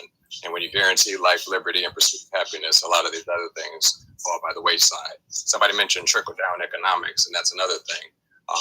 They lied and said trickle-down economics, knowing it was a lie, knowing it was a joke. And since it's not trickling down, everybody understands the metaphor of a piñata. So you bust it open and make it trickle down. And that means redistributing the wealth. Everybody understands that. And it's not a bad thing. This is what was supposed to have happened, but was never going to happen because they've captured all the wealth in order to hold it away from us. And the other thing is we were talking about how the dollar is simultaneously losing its value, but also we're not on the gold standard anymore. And like at the high, the average worker was able to get like 6 ounces of gold a week. And we're nowhere near that now. And so it's much, much lower. And even $100,000 salary from the 90s isn't the same as today. If you do $100,000 a year, it's just not, And so what it really works out to be is like more closer to 40,000 income. And people are, hitting the benchmarks, but not actually changing their quality of life the way that they expected it to be. And so, yeah. So I would tell you, Populous, that what I'm saying is this. You when it comes to poverty, I totally agree with you. But if we increase wages, you know what? The only thing they would do, rather than being more responsible for money, is waste more. That's the history of the American people. This is why young people can't afford what my parents could afford or what I could afford. And because they think they got to have a brand new car. They think they need the best house in the neighborhood. And I'm going to tell you, when I bought my house, it was not the best house in the neighborhood. I've lived there for 40 years. So that's what we need to really change people's concept of what do they want to move ahead in life. And increasing minimum wage won't work. If you want to increase wages, what you really need to do is start pushing and strengthening union rights. Because when unions are strong, for every dollar a union member makes, the average American wages goes up 67 cents. If you want to increase wages, make unions stronger, because that's the power of the people. I mean, and to be honest, Mr. Hunt, you're not wrong. There's something called lifestyle inflation, which basically means that you're in that cycle of your habit, and it's hard to break habits. So it's true. If you're poor with your money and how you budget it and manage it, regardless of how much you make, you're just going to go, instead of that weekend getaway to the next state over, now you're taking a trip to a Caribbean because you can afford it. So the lifestyle and habits is definitely an important factor of it. But I wanted to share with you guys an experience I had, which was dope. And all the times I'd been to Atlanta, I had never gone to the aquarium, and I got invited to a nonprofit's gala that they hosted at the aquarium. And while I'm sitting there watching this huge tank, I didn't realize that one of the employees was stuck to me. And I had so many questions because I sat there and I watched like this entire ocean recreated in front of me. And I saw all of these fish with their swimming alongside their natural predators. And I sat there and I asked the lady, I'm like, hey, like, how many times do you have to fill out these fish or put them back in. Like, why is that shark not going after these guys, or why are they just peacefully swimming by them? And the simple answer was they feed them. They feed them. They train them. They make sure that every single fish in that tank, their needs are met. And when you're sitting there thinking about that, that just kind of blew my mind. Like, wow, imagine us, instead of us fighting over there, if our needs are met, how peaceful life would be. Like, we could be just like that aquarium. Let me say something. May I say something? Liberty wants to go. Liberty Network wants to go. So I just wanted to say a lot of it also has to do with education, because I did not grow up with a mom who was financially literate. I watched her borrow from Peter to pay Paul and, have to skip paying certain bills. Like I watched her live on survival mode. And so a lot of my life, I had to live on survival mode. I know certain things that you can get away with that are probably not the best, but, I had to do it in order to make it happen for myself, to take care of myself. And that's where education comes back into it. And we need to start teaching kids in school again, financial literacy and financial responsibility. My dad does better than my mom, but I never had my dad in my life, so I never got to learn finances from him. There's so many reasons why people don't know finances or how to save money, or even that, my life gets so overwhelming here that sometimes door dashing is just easier to do because I can't think of trying to figure out what to feed myself. And I don't have any kids. I work and I live by myself. I can't imagine somebody who's a single mom, like Ashley said, for whatever the universe, brings, because there's many reasons why women in my life were single moms, but and then had to feed your family and then come home and your kid didn't freaking defrost the chicken. And so now you got to pay another $50 for DoorDash to come, or for even to buy pizza because prices are too much. I think it's just, we need to start in schools and teach kids in schools about financial literacy and make that more available to adults as well. So that we can learn how to budget, because this system sets us up for debt. And it sets us up to fail and to be at the mercy of the system. And that is the problem. Ms. Miller wants to say something? So I wanted to talk to Mr. Hunt about what he said, because I just wanted to kind of ask some questions in regards to the spending, okay? So this is my question. I won't even say a single mom, I'll just say a normal person, okay? Somebody with no children working a construction job. Say he was a forklift driver working at a factory, right? And say due to rent, his rent went up this month because, they allow rents to go up at any time and you don't have a say. So this construction worker is bringing home $800 a week, okay? In that $800 a week, he has to be able to afford food. He has to be able to afford utilities, gas, maintenance. At the end of the week, he may be minus $20. Would you say that is a spending problem on him, or would you say that is a income problem? And then we go and it goes into bills and it goes into everything else. I don't think that we can look at spending as an issue when people don't even have money to spend poorly. If all I have this month is enough to pay my rent, to pay my insurance that I'm mandated to have to go travel and make commerce, I have to pay the light bill because I have to keep my lights on, gas and water. Because I work, I don't qualify for any sort of food subsidies. I don't qualify for any sort of housing subsidies. And I don't qualify for any sort of medical subsidies. How would that be a spending problem on a normal person's behalf? Or would that be an unfair economic issue that needs to be addressed on the forefront? Because if I wasn't so worried about every single month and every single year my landlord could change the rent, or I might get put out, or I might this and I might that, then I would not have to be worried about all of these other things. And nobody, and even POTUS UFL, he's correct even. Okay, if people are, people do get in a habit where they are just spending in their normal routines. But what if your normal routine is no routine at all? What if your normal routine is just bills and gas? And then you can maybe buy your kid one pair of shoes a month. How is that a spending problem? I think that is something that really needs to be addressed, because we can't go and buy a house for $40,000. A $40,000 house right now is a shack with no windows and the bricks coming out. So we don't have these opportunities that were present in the past. In the way that we're faced with times economically right now, we don't even have an opportunity to own anything, or let alone be able to afford renting. So that's what we wanted to say. So people, I think spending is only one part of the problem. Okay, I think it's also an income problem. But for instance,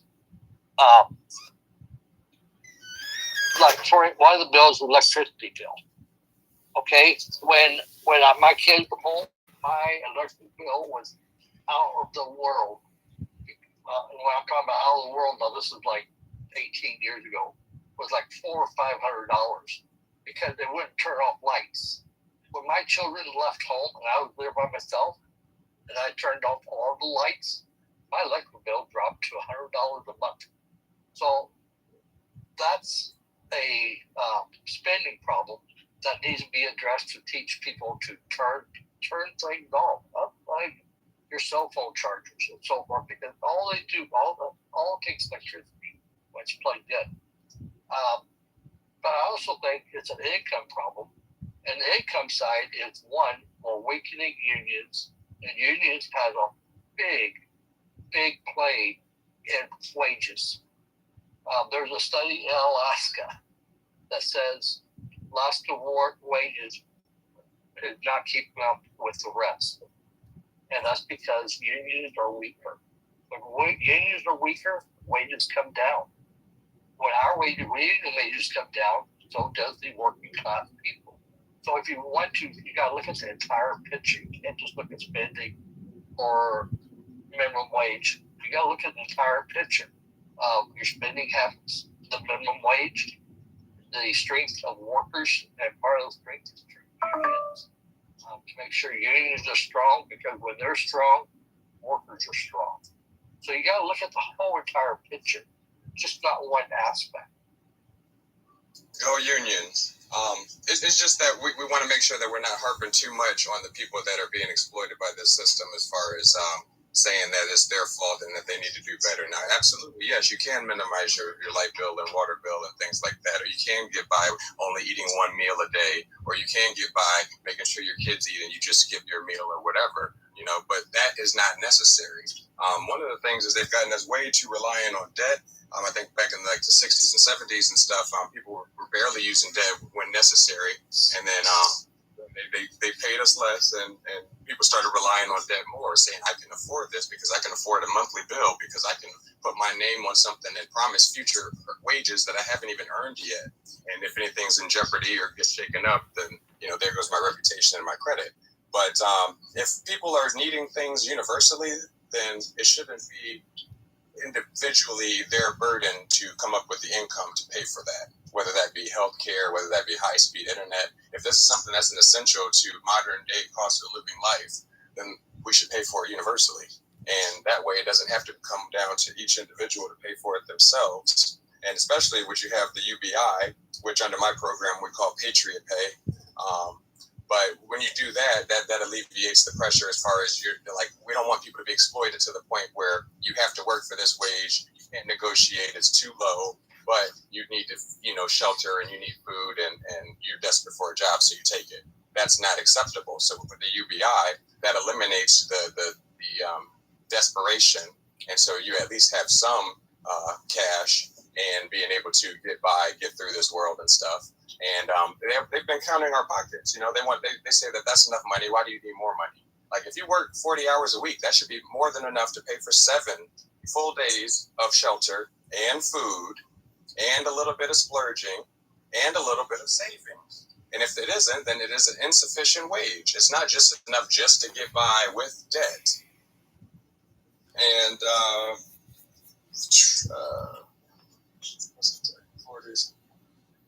trying to read my notes, trying to write down to make sure I say everything.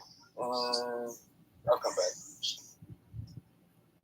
I wanted to jump in on this as well because I work in the recovery field and addiction field, and people say this all the time, and it's very similar to what William just said. Well, if they can just stop doing them, well, that's the thing is, we're asking the American people to take the hit of the corporate abuse. So it's like, you can just spend a little more while they keep taking more. That's not the answer. And you're also talking about this like everyone has a light bill. A lot of people in this country don't have the privilege to even have a light bill to pay. So when we're discussing fixing this situation or even addressing it, we have to consider that, like, again, I say this all the time, 60% of the people in this country are literally living check to check.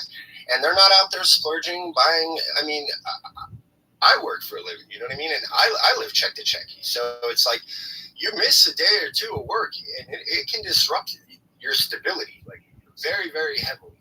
And I see this a lot of times when we do these talks where William, like, you tend to put this fixed situation on how do we get the overly abused, overly manipulated, overly exploited American people to pay for the mess that they didn't create. We're basically the tail end of a profit machine. And when we start discussing, well, how do we make the people pay for everything the corporations took? I never agree with that. It's why, like, for instance, everyone knows this that's been here knows me. I'm a huge fan of cooperatives. I think cooperatives may be one of our, like, saving hopes, along with unions. But if we had cooperatives, we wouldn't necessarily need unions because cooperatives are run democratically. Our electric company here is a cooperative, and we democratically vote as a community on what they're going to do with their resources, what they're going to do with their extra profit. Are they going to expand? Should we just collect dividends this year? And this is why I say we have a lot more democratic power in the way we organize our corporations than we do with our own government at this point. And to keep discussing how we're going to figure out what.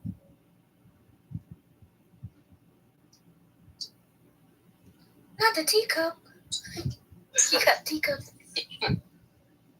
I put it in the chat earlier, but taxes aren't necessarily inherently bad. It's just that we want to make sure it goes towards where we want it to go towards, like these programs we're talking about. So, and every time that somebody like Mr. Hunt asks, how we're going to pay for it, or like, that they need to save more, no, I'm just going to increase the percentage that we're going to tax the billionaires. At the high point, we were taxing it out of existence.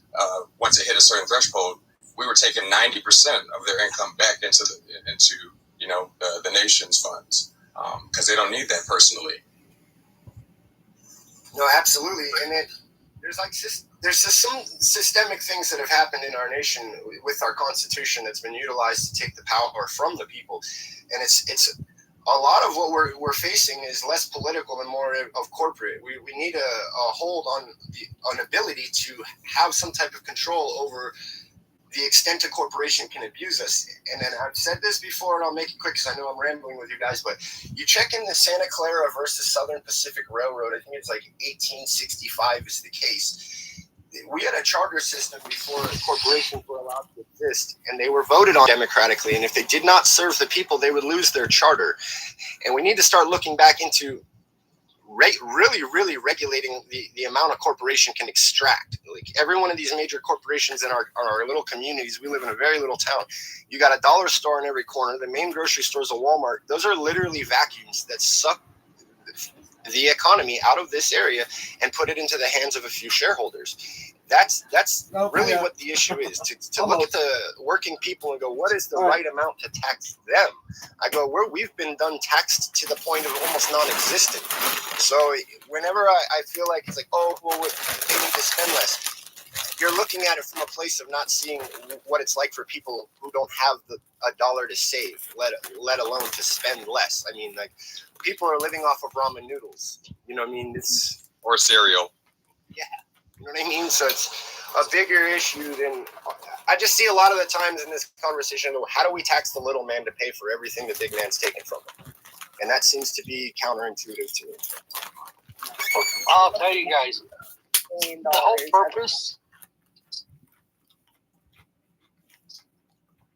purpose of this is we all have our different ideas, and not one of our ideas is perfect, not one. But if we get all of us together and hash it out and say, what's the best of yours, party, people party? What's the best idea to solve this problem with every network and populist and party? If we can come together like that, we can make a difference. But if we don't ever come together, we will never make a bit of difference. Because it's such a huge problem, but it's not insurmountable. Can we say, so we wrote a policy in regards to this one topic that we're talking about right now. And you have all of these corporations, okay? Corporations own capital. They own the land. They own all these lands in these towns. All these corporations are sitting on these capital. That same capital, that building that they're owning, they should be leasing these spaces. They need to be leasing these spaces in the districts. And then if the districts and the people should come together, we feel, okay? And at the end of each term or quarterly, we feel like it should be assessed whether that business or that corporation is being beneficial for these districts. Because you have a lot of corporations that come into districts, they make millions and upon billions of dollars and never give one thing back to that community. The community has no say. The community doesn't even gain anything. All they do is lose, okay? These corporations they need to be paying these communities. They need to be paying to lease there in business. They need to be paying the people of the city. Why do they just keep being allowed to come into cities, open up major like there's an Amazon that was just opened up in the middle of a small town where every single RV manufacturer is closing here in Indiana. Now they're going to capitalize, they're going to take over that whole market, and they're not going to give $1 back to that community. That needs to be stopped immediately. These corporations, if they want to thrive and continue to do business here, they need to be paying for it. That's what we have to say.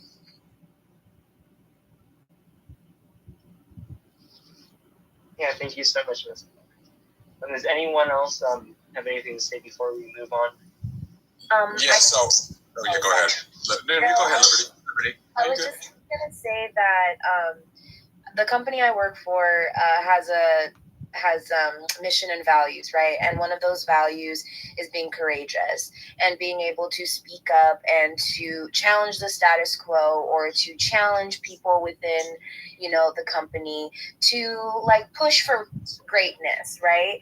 And so I just want to say that, we have to think of each other as a family. We have to think of each other as being okay to challenge each other, because that's one thing that is going to keep people divided as movements, right? So I just wanted to say that I love the fact that we're having safe, comfortable conversation, and we are challenging each other and our thought patterns and sharing personal experiences and things. I just want to say that it's this feels like a safe space, that even Party was I'd challenge you, William. Everybody's been able to challenge you, and you're just yeah, let's bring it on. I love that. I love that dynamic. So I just wanted to point that out. Iron sharpens iron, and so if we're all sharp and bring our best to the table, then we can come up with some great ideas and tweaking it. And I didn't want you to feel attacked or anything, Mr. Hunt. With all due respect, it's just if we are going to be discussing these things, I want you to hear from the younger generation's perspective of you're used to the old America, and we're very accustomed to the technology and the changing ways of this new economy and this new job market and all these different factors and how they intersect together. We just want to make sure that everybody, is bringing their expertise and their perspective so we can make the best solutions. I want to unionize the entire working class, because anybody that works for a living has the exact same interests. They have special, individual needs and interests and stuff, but collectively, we all together have the same interests as opposed to what's going to be good for the boss or the owner. And if I had a lemonade stand and I had the recipe and I built the stand And, I give you I supply you the uniform, and it's your job to follow my recipe, stand there in the heat, serve it at my prices, and say what I want you to say and stuff. Like, at what point do you, need to negotiate? Because even as soon as it's like, if I'm working for myself in that lemonade stand, then I get to, I'm entitled to keep all the profits. But as soon as you ask for help, as soon as you involve somebody else or a team of people or millions of people in order to get this system going, then yeah, you definitely need to negotiate. Like we were talking about 20-1. Yeah, that's the going. That was what worked in the 70s, and then we were pretty successful then and stuff. But and then we were.